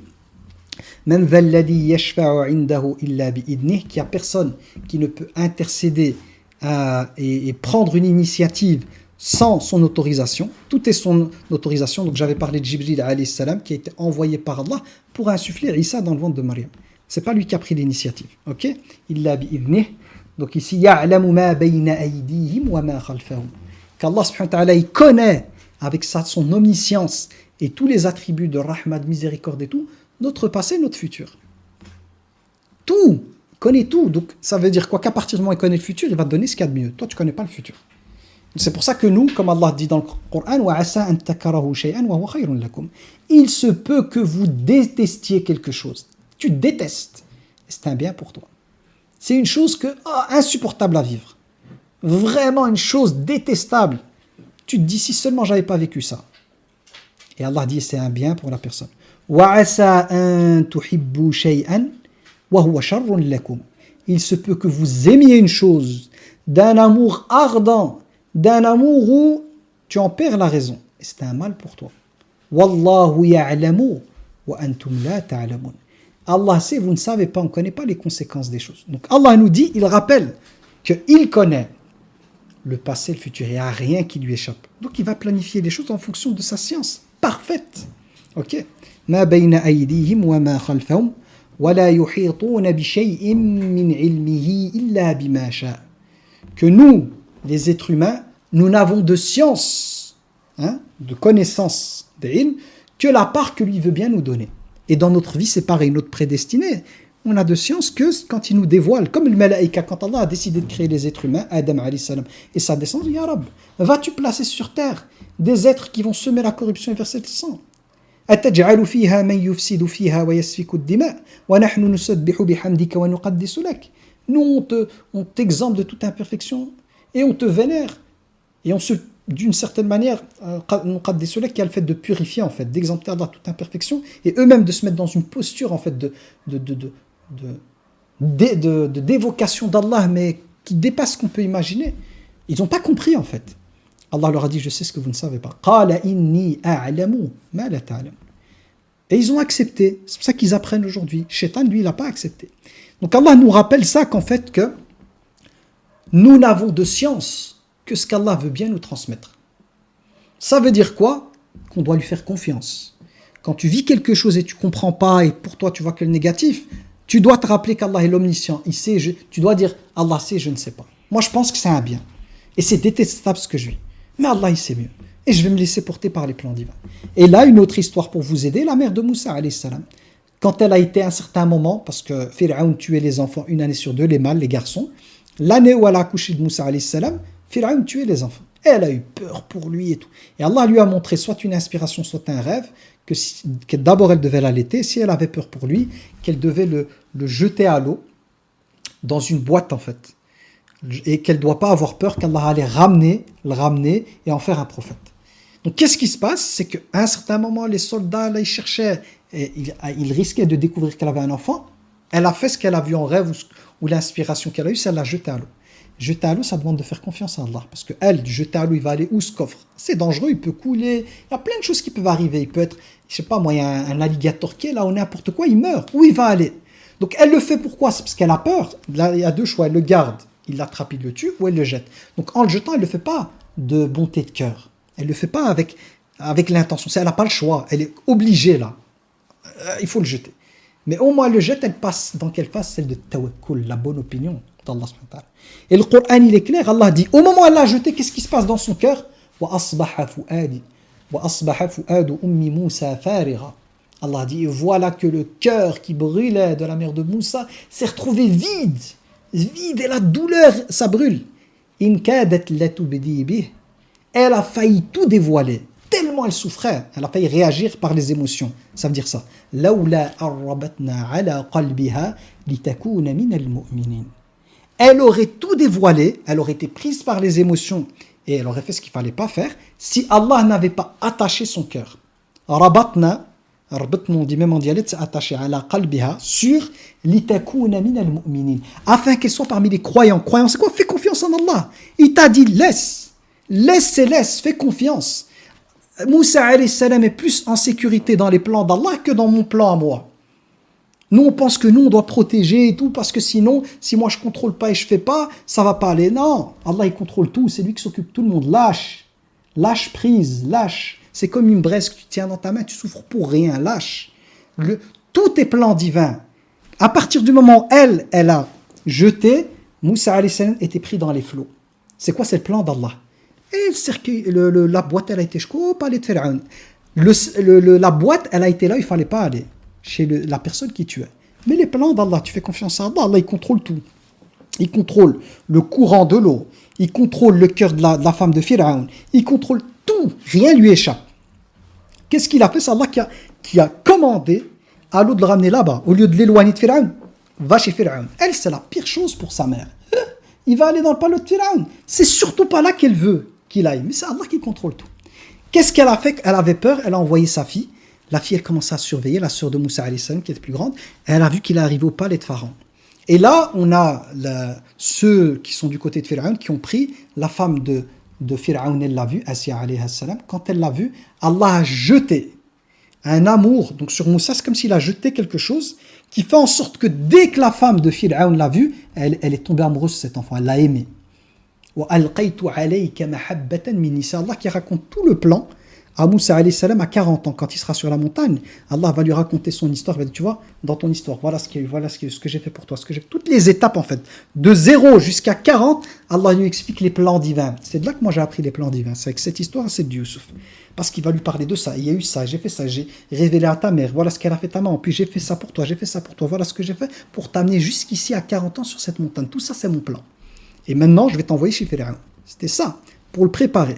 Donc, le Coran, Allah, il dit quoi à Moussa alayhi salam à ce moment-là, 40 ans sur la montagne, il dit « Et j'ai jeté un amour sur toi ». C'était quoi le but? Comme ça, dès que la femme de Pharaon le voit, il est rentré dans son cœur. Parce qu'Allah savait que cette femme, elle pouvait jouer sur Pharaon. Que par ses paroles et parce qu'il l'aime, il allait fermer les yeux et dire « C'est bon, garde-le ». Elle lui a dit « Viens, on le garde et tout, on en aura peut-être besoin, on fera un fils ». Pharaon il a dit « C'est bon, garde-le ». Mais il n'a pas vu que c'était l'enfant qui cherchait à tuer, c'est lui. Et puis, Allah a fait en sorte que toutes les nourrices, il a refusé le sein de toutes les nourrices. Ils ont amené toutes les nourrices possibles. Et il a refusé, il faisait que pleurer. Jusqu'à ce que sa sœur, elle arrive, elle voit ce qui se passe. Elle comprend qu'il cherchait une nourrice. Elle a dit, moi, je connais une maison de gens, peut-être, des gens qui pourraient allaiter. Dès que la mère de Moussa, elle est venue, elle l'a allaité, il s'est calmé. Et donc là, la femme de Pharaon lui a dit, écoute, voilà, de ce qu'on raconte, qu'elle l'aurait invité à aller au palais, elle a dit, non, non, j'ai des enfants et tout. Donc qu'est-ce qu'elle faisait? Elle faisait des allers-retours entre la maison et le palais de Pharaon pour l'allaiter, s'occuper. Donc Allah lui a ramené son enfant comme il lui a promis. C'est pour ça qu'il lui dit, Allah a attaché son cœur pour qu'elle soit parmi les mu'minin, ceux qui font confiance. Iman, c'est confiance. Et c'est de mettre, je vous rappelle l'étymologie, c'est de mettre son cœur en sécurité. Tu fais confiance à Allah, ton cœur il est en sécurité. C'est le seul moyen. Mais il faut lui faire confiance. Ça va être dur, le cœur va brûler, il bouge. Invoque Allah, il va attacher ton cœur. Et quand elle a récupéré son enfant, et que là, il était protégé par Pharaon, ça veut dire que là, elle pouvait l'avoir, plus de peur. Si elle l'avait gardé clandestinement, elle aurait peur jusqu'à la fin de sa vie.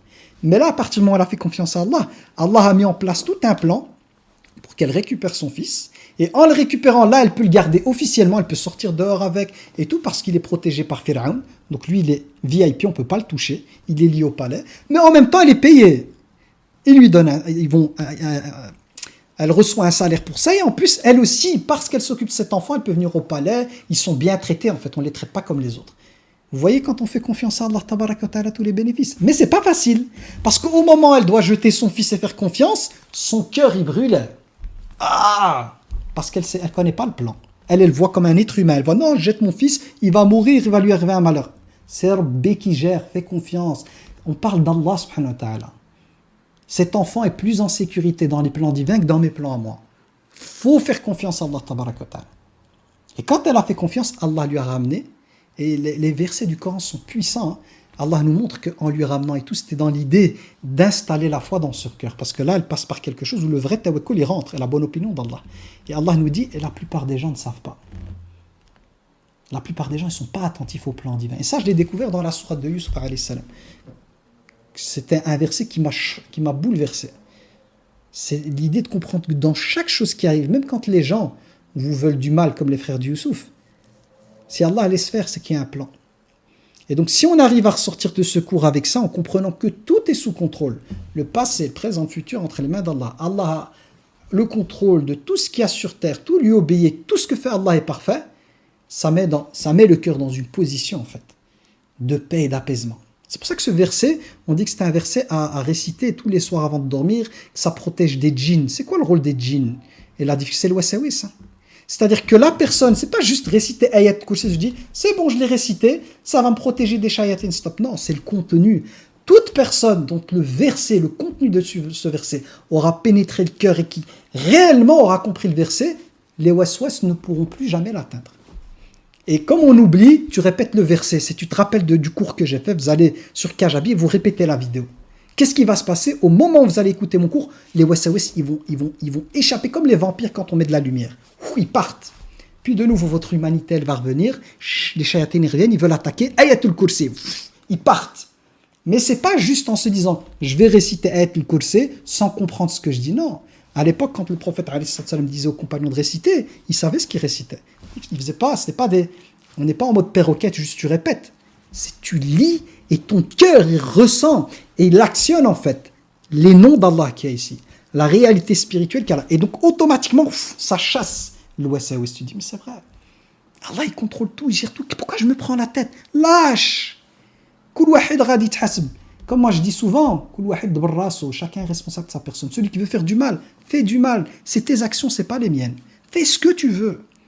Moi je suis responsable de mes actes et j'ai confiance en Allah. Et il n'adviendra que ce qu'Allah veut. Si ton mal me touche, ça fait partie des plans divins, il y a un bien derrière. Et si Allah décide de me préserver, c'est que le mieux c'est de me préserver. Et j'avance en fait. Et je fais les causes, et j'accueille ce qu'Allah me donne. Ce qui l'éloigne, je sais qu'Allah l'éloigne pour un plan. Quand on vit comme ça, notre vie elle se transforme. Puis la suite, et on finira Inch'Allah avec ça, parce que j'ai mis beaucoup d'énergie, donc même l'histoire que j'avais qui est celle de... On laissera, donc il y aura 4 cours là-dessus, mais c'est pas grave. Donc, lahu ma fi samawati wa ma fi al-ard, man dha alladhi yashfa'u 'indahu illa bi'idhnihi, يعلم ما بين أيديهم وما خلفهم ولا يحيطون بشيء من علمه إلا بما شاء وسع كرسيه السماوات والأرض وَلَا يَؤُودُهُ حِفْظُهُمَا وَهُوَ الْعَلِيُّ الْعَظِيمُ. La dernière partie, c'est Allah qui rappelle que le kursi, je rappelle que le kursi, c'est l'endroit où on met ses pieds dans un trône. وَسِعَ كُرْسِيُّهُ السَّمَاوَاتِ وَالْأَرْضِ. Que son kursi, il déborde au-delà des cieux et de la terre. J'avais expliqué que si on devait comparer la taille du kursi aux sept cieux et la terre et tout ce que contient l'univers c'est une petite bague et le kursi, ce serait le désert dans lequel on jette la bague. Ça montre, et le kursi renvoie à l'autorité, le pouvoir. Quand Allah parle de ça, il montre qu'il a le pouvoir et rien qui lui échappe. Parce que quand on dit qu'il déborde, c'est dire le contrôle total en fait. Et il continue subhanahu en disant, la gestion de ce qu'il y a dans les cieux, comme c'est en dessous, sous son contrôle, donc c'est en dessous de lui, c'est aussi cette idée de dire que comme le kursi c'est lié au pied, c'est le bas, lui il est au-dessus. Donc c'est l'idée de comprendre qu'il est au-dessus, donc contrôle absolu, que la gestion de ce qui se passe dans les cieux sur la terre, ça lui coûte aucune peine. Nous, vous savez, quand on fait un travail, on doit gérer, ça prend de l'énergie mentale, physique et tout. Pour Allah, tabaraka wa ta'ala, la gestion de tout le royaume, tout ce qu'il a créé, tout ce qu'il y a dans les cieux sur la terre, aucune dépense énergétique, subhanah. Il est exempté, lui, de toute fatigue, dépense énergétique. Il gère tout et c'est d'une facilité déconcertante, en fait. Parce que c'est Allah, subhanahu wa ta'ala. Donc, il gère tout, il contrôle tout, mais contrôle absolu sans que ça demande rien. C'est pour ça qu'ici en français, la traduction qu'ils ont choisie, donc la garde de tout ça, les cieux, la terre, tout ce qu'il y a, ne lui coûte aucune peine. Et il rajoute wa huwa al-'aliyyu al-'azim, le nom l'Ali. Et c'est lui, l'Ali, qui est au-dessus de tout. Al-'azim, en langue arabe, l'Azim, c'est le mot qu'on utilise en langue arabe pour qualifier la personne qui est très grande de taille et qui est volumineuse. Comme, je sais pas moi, un gars qui fait 2,30 m et qui fait, je sais pas moi, 250 kg de volume, un muscle, on va dire de gras. En langue arabe, on va dire il est azim. Et donc en langue arabe, ce mot est utilisé pour parler des choses qui sont grandes, immenses. En français, on parle de géant. Le terme géant. Donc c'est pour l'idée de montrer que c'est lui l'Ali, le grandiose, le grandissime. Subhanah. Subhanallah, ça finit par montrer qui est Allah, subhanahu wa ta'ala. Donc j'espère, incha'Allah ta'ala, qu'avec l'explication que j'ai faite, j'ai pris plus de temps que je pensais. Je pensais que j'allais pouvoir continuer avec les slides, mais c'est pas grave, le moteur il a chauffé. Plus important, c'est que vous ressortiez de cette séance avec ce que j'ai voulu vous transmettre et vous rappelez qu'Ayat al-Kursi, c'est pas juste je la récite, c'est de la vivre ici, de me connecter à ce qu'elle contient. Et quand on fait ça, on chasse les wasawis, on chasse les shayatin, ils fuient comme la peste. Dès qu'on arrive, on oublie, on retombe dans l'être humain qui a peur, et ci et ça, il oublie qu'Allah il est capable de tout, les wasawis reviennent. Réactiver Ayat al-Kursi, la relire en s'imprégnant et pour vous peut-être revoir le cours. Et donc toutes les personnes qui ont des wasawis ancrés et pour lesquelles ça a fait du bien ce cours, vous avez un cours que vous pouvez revoir 10 fois, 20 fois, 100 fois, à chaque fois que ça ira mal. Je m'arrête là-dessus. Subhanakallahumma wa bihamdik. Ashhadu an la ilaha illa anta astaghfiruka wa atubu ilayk. Subhana rabbika rabbil izzati amma yasifun. Wa salamun ala al-mursalin. Walhamdulillahi rabbil alamin. Assalamu alaikum wa rahmatullahi wa barakatuh. Alors, petite interruption pour la vidéo. Le but de l'interruption, c'est simplement pour indiquer aux personnes qui seraient intéressées de commencer donc ce voyage, cette quête intérieure vers la paix de l'âme avec nous. Donc, vous pouvez retrouver en description de la vidéo, juste en dessous, un lien qui vous permettra d'avoir un appel gratuit. C'est un appel découverte avec une personne de l'équipe. Il faut savoir que les personnes de l'équipe sont des personnes qui ont suivi tous les cours, tous les programmes. Et ce sont des personnes habilitées à répondre aux questions de celles et ceux qui sont intéressés et qui veulent réellement commencer ce travail profond de transformation par notamment le travail de psychospiritualité, donc dans lequel on s'appuie sur notre foi, sur l'unicité d'Allah, sur les noms d'Allah, sur la compréhension du Coran et sur Libère ton âme aussi, qui est tout un travail de connaissance de l'humain, des émotions, des pensées et tout. Donc pour toutes les personnes intéressées qui aimeraient entamer un vrai travail de fond, de transformation du cœur, par la grâce d'Allah bien évidemment, car les cours ne sont qu'une cause. En description de la vidéo, vous retrouvez un lien pour pouvoir réserver un rendez-vous. Petite information, il se pourrait que au moment où vous allez sur la vidéo, tous les rendez-vous soient pris. Ne vous inquiétez pas, réessayez le lendemain parce qu'il y a un jour chaque fois qui se débloque. En fait, l'agenda se déplace tous les 7 jours. Ça veut dire quoi? Ça veut dire que il y a 7 jours qui sont disponibles, 6 à 7. Le lendemain, il y a le jour suivant, après le 7e qui se débloque. Puis le jour d'après qui se débloque. Donc à chaque fois, il y a des rendez-vous qui se débloquent jour après jour. Donc vous pouvez toujours consulter l'agenda. Si vous n'avez pas de rendez-vous aujourd'hui, regardez demain, directement le lendemain, puis le lendemain, et d'office. Il y a un rendez-vous qui finira par par apparaître, Inch'Allah. Je vous laisse poursuivre la vidéo avec les questions-réponses et je vous dis, Inch'Allah, si ça fait partie du destin, rendez-vous au cours avec nous, si ça vous parle. Sinon, il faudra attendre la prochaine vidéo YouTube. Qu'Allah vous illumine. Wassalamu alaikum wa rahmatullahi wa barakatuh. Alors, comme d'habitude, donc le cours, est-ce que le cours ça a été, est-ce que vous avez compris, est-ce que ça vous a plu, est-ce que c'était clair? Et puis, restez dans le cours. S'il y a d'éventuelles questions, c'est dans le cours, Inch'Allah. Comme j'ai débordé, je vous donne 2 minutes. 2 minutes, donc profitez du temps. Comme ça, je déborde pas trop, Inch'Allah.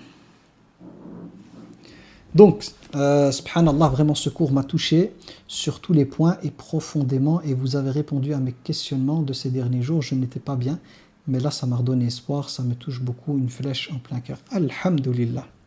Si Allah, par sa grâce, a mis la baraka dans ce cours, alhamdulillah. Jazakallahu khairan ammo pour cette magnifique explication. On ne doit jamais refuser. Donc, la douleur et les épreuves qui viennent. Et Rabbi, on doit apprendre. Alors là, c'est monté, donc je dois bloquer le message. Je ne vais pas bloquer vos écrits, hein, mais en fait, le truc qui défile. On doit apprendre donc de prendre soin de notre santé et aussi le côté religieux, essayer de se rapprocher de Rabbi et avoir confiance en lui. Qu'Allah met, donc quand Allah met dans l'épreuve juste ses servants, les bien-aimés, toutefois que la personne passe par des souffrances, il se souvient de son Seigneur et cherche à contrôler ses émotions. On ne doit pas dire que Rabbi m'a destiné de passer sur ces douleurs, alors il ne m'aime pas. Exactement, en fait, des fois, ce qu'il y a, c'est que les personnes, quand ils passent par des moments douloureux, ils vont avoir le sentiment qu'Allah ne les aime pas, ou qu'ils ont commis des péchés, ou que c'est une punition. Donc, elle dit au contraire, parce que c'est lui qui s'est nommé Ar-Rahman et Al-Ghafour, il teste ses servants, les bien-aimés, et toujours. Donc, c'est toujours important de réviser son côté mental, donc revoir son côté mental et religieux, et améliorer la relation avec Allah, car l'islam, c'est notre source d'énergie. Exactement, barakallahu fik, wa rahmatak. Alors, est-ce que c'est possible qu'Allah voit le bien dans le cœur d'un non-croyant et décide de lui faire vivre un enfer sur terre avant qu'elle ne meure pour la purifier et lui accorder le paradis? En général, si Allah voit le bien dans le cœur d'une personne, il la guide à l'islam. Donc le but, c'est pas de vivre l'enfer sur terre, mais c'est de la guider à l'islam. C'est comme ça que ça marche. Elle n'est pas censée quitter ce monde sans avoir goûté à la foi, si réellement elle a un cœur qui est bon. Wallahu a'lam. Oh, masha'Allah, ça fait du bien au cœur. Alhamdulillah. Est-ce que le conjoint est écrit avant qu'on vienne sur terre ou c'est notre acte qui nous ramène à certains types de personnes? Tout est écrit, tout. Retenez tout dans le moindre atome. Conjoint, enfant, s'il y a des enfants, tout est écrit. Avec le tout, je pense que j'ai tout dit. Tout, dans les moindres détails. Même le nombre de dioxygène que je consomme. Même pas la seconde, vous prenez la seconde, vous mettez plein de zéros, 0,1 seconde, ce que je consomme dans les détails, tout. Donc par rapport à ce verset, le fornicateur n'épousera qu'une fornicatrice ou une associatrice, et la fornicatrice ne sera épousée que par un fornicateur ou une associateur, et cela a été interdit aux croyants. Ça, c'est s'il n'y a pas de repentir, c'est-à-dire qu'une personne qui vit dans la fornication et tout, on l'interdit aux croyants. Exemple concret, on ne va pas autoriser un musulman et une musulmane à se marier avec, par exemple, un musulman avec une prostituée qui est encore dans la prostitution. Donc c'est logique. Mais quand il y a repentir, quand quelqu'un se repent et tout, à ce moment-là, le repentir efface le péché. Mais là, c'est l'idée d'interdire aux croyants de se marier avec quelqu'un qui ne s'est pas repenti, qui est dans le péché. C'est l'une des explications qu'on donne. Incroyable, subhanallah, j'en ai des frissons, merci beaucoup. De rien, avec grand plaisir. Ça veut dire quoi être obsédé par quelqu'un? Est-ce lié au traumatisme du passé, de l'enfance? Non, pour moi, c'est lié à un désir. En fait, tu as vu dans cette personne la cause de ton bonheur et celle qui va combler tous tes besoins. Et donc, elle est devenue numéro 1 dans ton cœur parce que tu l'as identifiée toi et tu as projeté sur elle que c'est elle qui est la cause de ton bonheur et de ton bien-être. Et si tu es privé d'elle, tu seras que triste et malheureux et malheureuse. Donc, c'est ça qui fait ça. Alors, est-ce que ça peut être amplifié par une blessure du passé? Oui, si tu as été rejeté, pas aimé, et tout, et quelqu'un il s'intéresse à toi, et que première fois tu goûtes à de la nourriture, de validation et tout, c'est clair et net que tu vas t'accrocher à cette personne de tout ton être. Donc ça peut amplifier. Certaines blessures du passé peuvent amplifier, ou simplement, en fait, tomber amoureuse, même s'il n'y a pas de blessure, peut créer cet état. Salam alaikum, juste ce qu'il me fallait au bon moment. Alhamdulillah. Je vous donne encore combien de temps là? 30 secondes. Hein. Alors, Allahumma barik, cours puissant, hâte de le réécouter. Vous pouvez l'écouter 10 fois, 20 fois, ça va vous aider. Rappelez-vous de ce cours. Et ce sera le numéro 3, donc Al-Ali, suite numéro 3, ou je sais pas comment je vais le nommer, un truc comme ça. Retenez la date d'aujourd'hui. Hein. Alors oui, très clair, alhamdoulilah, salam alaikum, parfait, très profond, alhamdoulilah, qu'Allah te récompense, amin ya rabboyek. Si on achète des biens ou des aliments avec l'argent pas halal, est-ce qu'on peut le garder ou le jeter? Ça dépend quel type d'argent pas halal. Ça dépend de l'argent. Après, tu peux le donner à quelqu'un dans le besoin. Plutôt que de le jeter, tu le donnes à quelqu'un dans le besoin. Si c'est de la nourriture halal, si c'est de la nourriture haram, elle est haram, tu donnes ça aux animaux. Donc ça dépend. Si l'aliment lui-même il est haram, c'est l'aliment et pas l'argent. L'aliment, tu le donnes aux animaux. Et si c'est l'aliment il est halal, mais l'argent avec lequel ça a été acheté c'est haram, tu peux le donner à des personnes parce qu'eux ne sont pas concernés par la manière avec laquelle ils ont reçu cet argent. Wa alaykoum salam, donc j'ai coupé les messages ici. Wa alaykoum salam wa rahmatullah. C'est par le rappel que se tranquillisent les cœurs. Très belle explication, ça fait énormément de bien. Barakallahu fik. Wa fik barak, grand plaisir. Grand plaisir, pardon. Barakallahu fik, moi je la récite quand j'ai des angoisses et après ça passe. Magnifique, alhamdoulilah, c'est bien si vous ressentez ça. Je suis en vente, en retard malheureusement, je vais réécouter. Inch'Allah. Alors c'est ma sourate préférée. Donc c'est ton verset préféré, verset 255. La sourate, c'est la sourate al-Baqarah et le verset, c'est le verset 255. Salam alaikum, très bien. Donc ça m'a fait du bien et fait prendre conscience qu'il faut que je me rapproche plus d'Allah. Très important, ouais, c'est la base en fait pour protéger son cœur. Alhamdulillah, très clair. Barakallahu fik oustad wa fiki baraka. Magnifique cours, barakallahu fik. J'ai besoin d'entendre tout ça face à mon épreuve. J'avais besoin d'entendre tout ça face à mon épreuve. Alhamdulillah. Salam alaikum wa rahmatullahi wa barakatuh. Votre cours donne un sens aux épreuves. Barakallahu fik wa fiki baraka. Salam alaikum wa rahmatullahi wa barakatuh. Jazakallahu khayra. Je voulais savoir le tafsir de Ayat al-Kursi. Bah, ça tombe bien, donc on l'a donné. En plus, tu voulais le savoir. Donc, alhamdulillah. Salam alaikum, vraiment top, ça m'a beaucoup parlé. Peut-on réciter Ayat al-Kursi dans la prière après le Fatiha? Oui, bien sûr. On peut la réciter. Les versets peuvent être récités après le Fatiha, on peut réciter les versets qu'on veut. On n'est pas obligé de faire une sourate complète ou commencer par le début d'une sourate. Tant qu'on respecte le sens. Hein. Donc on ne prend pas un verset qui commence par une partie où il y a le sens, on ne le comprend pas. Ayat Kursi, c'est un verset qui a un sens complet. Alors, salam alaikum. Ici, oui, c'est vrai qu'on lit malheureusement sans vraiment ressentir pleinement la puissance du verset. Grâce à ton cours, à votre cours, ce sera différent, Inch'Allah. Alhamdulillah. Salam alaikum, très clair et impactant. J'ai toujours eu du mal avec la phrase « Je suis à l'image de ce que mon serviteur pense de moi ». Peux-tu donner plus d'exemples? L'image, c'est-à-dire ce que toi, dans ton cœur, tu penses d'Allah. Ce n'est pas une image physique. C'est « Ana inda dhanni abdi bi falyadhun bi ma sha ». En langue arabe, c'est pas dhan ne renvoie pas à une image physique. C'est plutôt « Je suis en conformité, si tu veux, avec ce que pense une personne de moi ». C'est plutôt ça. Alors, en français, on dit je suis à l'image, mais ce n'est pas image au sens de physique. C'est plutôt ce que tu penses de moi, je serai comme tu penses. Je serai comme ce que tu penses de moi. C'est plutôt ça.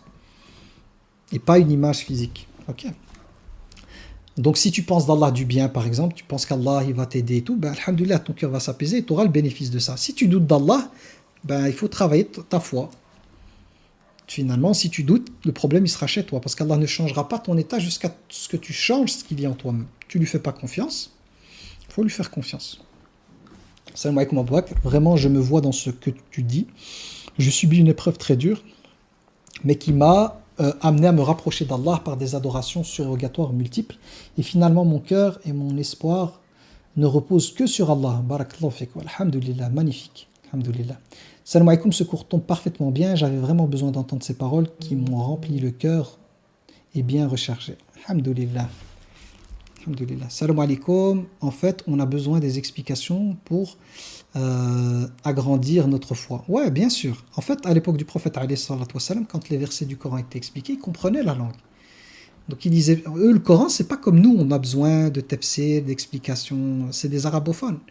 Donc ils comprenaient. Quand ils disaient Allahu la ilaha illa huwa al-hayyul qayyum, ils savaient ce qu'ils disaient. Profondément. Et donc ça agissait sur eux parce qu'ils comprenaient le sens. Nous, c'est plus difficile. Parce que quand on le récite en arabe, vu que la plupart d'entre nous, on n'est pas nés avec la langue arabe comme langue maternelle, donc on récite l'arabe, mais pour beaucoup, on ne comprend pas ce qu'on dit, sauf si on a appris l'arabe par après. Donc c'est plus difficile. Donc c'est normal que ça n'agisse pas de la même manière. Alors je me sens légère comme une plume avec ces explications. Barakallahu fik, le tafsir de Ayat al-Kursi et masha'Allah, on dirait que tous mes wasawis sont disparus d'un seul coup. Magnifique. Super content pour toi, Jamil. Alors, salam alaikum, barakallahu fik, ce rappel fait du bien, c'est juste qu'Allah nous préserve. Alhamdulillah. Amin ya Rab. Si on suit l'école juridique, mais pour un ou deux aspects, on n'est plus en accord avec une autre école, est-ce correct de faire ça ou bien on doit accepter, se conformer? En fait, nous, ce qu'on doit suivre, c'est le haqq, là où il est, la vérité, là où il est. Donc, si dans une école juridique, il y a une autre école qui dit autre chose et que tu es convaincu de par les arguments et que ce n'est pas un choix de passion, mais vraiment c'était convaincu, bah, il n'y a pas de problème, ce sont des grands savants. Donc, s'il y a des sujets de divergence et que dans l'école dans laquelle tu es, il y a un avis qui te convainc, vraiment tu te dis c'est l'avis qui apaise le plus mon cœur et qui me convainc, et que ce n'est pas par passion, c'est le prophète qu'il faut suivre de manière exclusive. Les écoles, ils ont fait un effort d'ijtihad pour nous donner les réponses. Mais l'imam Malik, par exemple, n'avait pas la prétention que tout ce qui est sorti de sa bouche, c'était le haqq. Alors, c'était clair et parlant, barakallahu fik, c'est vrai que lorsque je passe par des difficultés, une fois la facilité là, on savoure tellement ce moment, c'est vrai. Quand on est éprouvé, tout c'est difficile, on souffre, on pleure, on a mal, et puis que ça passe, et qu'Allah subhanahu wa ta'ala nous donne le faraj, c'est-à-dire l'issue favorable, la joie qu'on ressent, elle est délicieuse. Donc si on veut avoir cette joie, il faut accepter que la privation, elle est là pour augmenter notre degré de joie. Elle est là pour augmenter notre gratitude. Donc quand Allah prive, c'est pas pour nous embêter. Des fois, la privation, elle est là juste pour nous permettre de ressortir avec la chose voulue, après avoir attendu X temps, pour quand on l'a, de ressentir dans son cœur, et ah Allah, comment je te remercie. J'ai un ami à moi qui rêvait de travailler dans une société chez nous à Bruxelles qu'on appelle la STIB, c'est la société qui gère tous les transports en commun à Bruxelles, les bus et tout. Et lui travaillait dans le bâtiment, un métier très très dur où il se levait à 4-5 heures du matin. Et Mskin, il faisait ça. Quelqu'un dans le dénin, vraiment quelqu'un dans la religion, vraiment quelqu'un très très impliqué dans la religion. Vraiment à fond, et qu'Allah lui a donné une mémoire, il connaissait le Coran, des hadiths, vraiment quelqu'un en religion très très très impliqué. Et il faisait doua, le pauvre doua, il passait des entretiens d'embauche et il était recalé à cause de sa barbe. Tout passait bien, avec une mémoire d'éléphant, hein, parce qu'il retenait tout, il faisait tout. Et voilà, il a été recalé entretien. Puis il était triste. Puis il faut attendre 1 an après, il fait les tests, il reprend l'année d'après. De nouveau, il fait des doigts et tout. Ça passe pas. Il dit écoutez, voilà, sans vous dire, mais on vous dit, au niveau du profil, ça va pas coller. Donc il comprend que c'est une question de barbe. Il avait une barbe imposante. Et il était triste, il faisait des doigts et tout. Ils n'ont pas pris une deuxième fois, puis il y a eu des intermédiaires et tout. Puis il a un peu, voilà, la barbe, il l'a un peu arrangée, il a un peu, voilà, etc., etc. Et à la fin, ils l'ont pris. Quand je l'ai eu au téléphone, ça faisait 3 ans qu'il attendait. Bâtiment, vous savez, c'est très dur comme métier. 3 ans qu'il attendait, qu'il espérait tout son cœur. Et je crois qu'il a été recalé parce que je crois que c'est tous les 6 mois, tous les 1 an, 5 fois peut-être. Et il n'a pas lâché de doua, il demandait à Allah. Le jour où lui on dit c'est bon, ça passe, il m'a téléphoné, il m'a laissé un message vocal parce que je dormais. Et il avait les larmes. Il dit Abou Bakr, alhamdoulilah, ils m'ont accepté, alhamdoulilah, Allahu Akbar. Il pleurait alors qu'il était connu chez nous comme étant quelqu'un qui avait du caractère. C'est pas quelqu'un qui pleure devant les gens et tout. Il a tellement été touché, il a tellement souffert psychologiquement pour avoir ça, que quand Allah l'a délivré, il pleurait, il était... Et là, alhamdoulilah, ça fait des années qu'il travaille là. Entre-temps, lui s'est marié après 30 ans. Hein. Je pense que même s'est marié, il devait avoir 34 ou quoi. Donc il a eu ce travail-là, quelques temps par après. Ça a été très vite en fait. Tout s'est débloqué, étape après étape. Il y a eu ça, puis il y a eu le mariage, puis il y a eu les enfants, etc., etc. Et là, il est toujours là, il maîtrise tout le réseau. Le réseau, c'est le réseau routier. Hein. Le réseau routier, machin et tout. Jamais absent, c'est quelqu'un de très discipliné. Lui, à ce moment-là, le niveau de vibration dans son cœur et de shukr et de remerciement d'Allah, je ne vous dis pas, moi je le connais très bien, je grandis avec lui.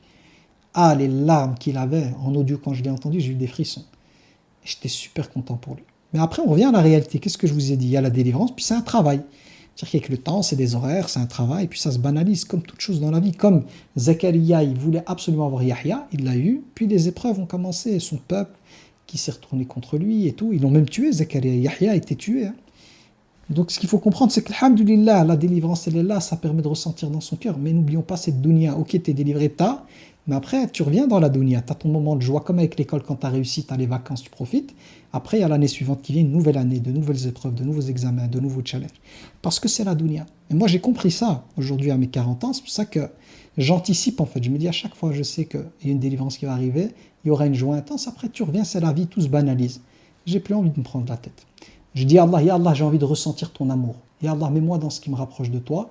Je veux juste être un bon musulman. Aide-moi pour être quelqu'un de bien, de faire le bien. C'est ça qui compte. Et tout le reste, ya Rabbi, choisis à ma place. Moi, je veux rien choisir. À mon âge, j'ai décidé, je ne veux rien choisir. Ce qu'Allah décide de prendre, il reprendra. Ce qu'Allah décide de garder, il garde. S'il reprend, je reste un être humain, hein. Je vais pleurer, je vais peut-être être pas bien et tout, c'est la vie. Puis il y aura d'autres choses qui vont mettre, mais je sais que s'il prend, ça va me rapprocher de lui. S'il me donne, ça va me rapprocher de lui. Par des approches différentes. L'une, c'est par l'endurance et de m'accrocher à lui. Et la délivrance, c'est par la joie et d'être dans le shukr. Donc je serai chaque fois entre la partie shukr, remerciement, et la partie sabr. C'est comme ça jusqu'à la fin. Tout est comme ça en fait. Depuis ma conscience jusqu'à mon âge, à chaque fois que j'ai goûté à la délivrance, j'ai eu l'après, comme à l'école. Tu rentres dans une nouvelle année, mais tu apprends en fait, le but c'est d'apprendre. Donc Allah me fait passer par des paliers où je goûte les deux pour apprendre. Mais intérieurement, aujourd'hui à l'âge que j'ai, je ne me prends plus la tête. Chaque matin je me lève, je dis alhamdoulilah, je suis en bonne santé. Alhamdoulilah, pour l'instant mon corps j'arrive à bouger avec. J'ai pas de maladie grave ni rien. J'ai à manger. Alhamdoulilah, il y a de la nourriture dans le frigo. Alhamdoulilah, à l'extérieur, je vois, il n'y a pas d'épreuve, quelqu'un n'est pas touché de quelque chose de grave autour de moi. Et alhamdoulilah, j'essaie de partager. Alhamdoulilah, Allah m'a tout donné. Qu'est-ce que tu veux de plus? Si tu es en bonne santé, tu te lèves, tu es encore vivant, qu'Allah t'épargne toi et les tiens d'une épreuve qui te tombe du ciel, là, comme nos frères et sœurs à Gaza, que alhamdoulilah, tu as de quoi manger. J'ai tout. Comme le dit le prophète, celui qui se lève en sécurité, qui a la sécurité, il n'y a pas de bombe qui te tombe dessus. Qui est en bonne santé et qui a de quoi manger, c'est comme si toute la dunya et tout ce qu'elle contient comme bien était réuni chez cette personne-là. 3 choses ici. Sécurité, nourriture et bonne santé. Donc chaque matin, si on se réveille et on voit, je suis en sécurité, alhamdoulilah, oui. J'ai à manger, alhamdoulilah. J'ai une santé qui me permet de pouvoir bouger et tout, ça va, même si certains ont peut-être des soucis de santé, mais ne pas souffrir et pouvoir bouger, oui. Allah m'a tout donné, alhamdoulilah. J'ai tout ce qu'il faut. Ya Rabbi, alhamdoulilah. Quand on voit les choses comme ça, la vie, elle change. On n'est plus soumis aux zones de turbulence. Le reste, c'est la vie. Je sais que dans la vie, il y a des choses qui viennent, des choses qui partent. C'est comme ça jusqu'à la fin de la vie. Il y a des choses qui viennent, qui partent. Que ce soit dans notre corps, il y a des choses qui étaient là, il y a des choses qui ne vont plus revenir à un certain âge, parce qu'on prend de l'âge et tout.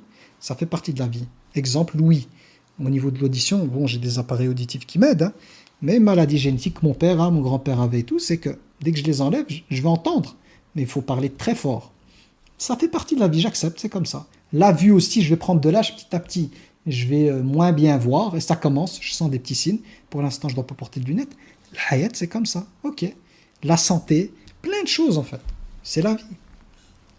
Plus important, sécurité, j'ai à manger. Alhamdoulilah, j'ai pas une douleur particulière, j'ai un corps qui peut encore bouger. Alhamdulillah Rabbil Alamin. À méditer.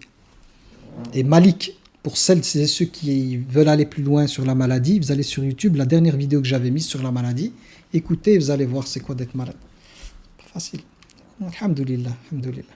Alors ici, donc l'école juridique, j'ai répondu. Donc c'était le discours que j'attendais. Donc ça, j'ai répondu. Salam alaikum wa rahmatullah, très clair. Aïssi barakallahu fik, c'est clair que lorsque je passe par difficulté, une fois la facilité, on savoure tellement. Oui, donc c'était ça, je répondais à ça, au fait de savourer quand on est éprouvé. Alors subhanallah, magnifique séance. Je suis quelqu'un qui stresse à chaque situation. Ce cours m'a beaucoup parlé. Il faut que je travaille dessus. Barakallahu fik pour tout ce que tu nous apportes. Voici qui barak, avec grand plaisir. On peut aussi voir Al-Ali comme Al-Jamal. Al-Jamal. Al-Jamil plutôt peut-être. Jamil c'est le beau. Al-Ali c'est le haut. Al-Jamil c'est le beau. C'est plutôt le beau. Apprendre à connaître Allah pour n'adorer que lui et qu'Allah devienne le numéro 1 dans notre cœur au-dessus de tout et de tous. Bien sûr, c'est ça le plus important, c'est ça. Comment se rapprocher? Parfois je ne sais pas par où commencer. Les cours, là tu es avec nous. Par les cours, c'est la porte d'entrée. C'est la connaissance. Quand je dis les cours, la porte d'entrée, c'est la connaissance. Number 1, la connaissance. Après, la pratique. Ensuite, on a s'enjoindre mutuellement à la vérité, s'entraider, un groupe bienveillant, et s'enjoindre mutuellement à la patience. Donc ça, c'est les 4 clés de la réussite, Inch'Allah. Donc je m'arrête là-dessus. Allah ibarak, on a fait un total de combien de temps là? Quand même, mashallah. Donc j'ai commencé 1h30, c'est bon, on est dans les temps. Donc je vais m'arrêter là-dessus, Inch'Allah. Qu'Allah subhanahu wa ta'ala nous accorde, j'ai débloqué juste pour les doigts, qu'Allah nous accorde tout bien dans ce monde et nous préserve de tout mal dans ce monde. ربنا آتنا في الدنيا حسنة وفي الآخرة حسنة وقنا عذاب النار.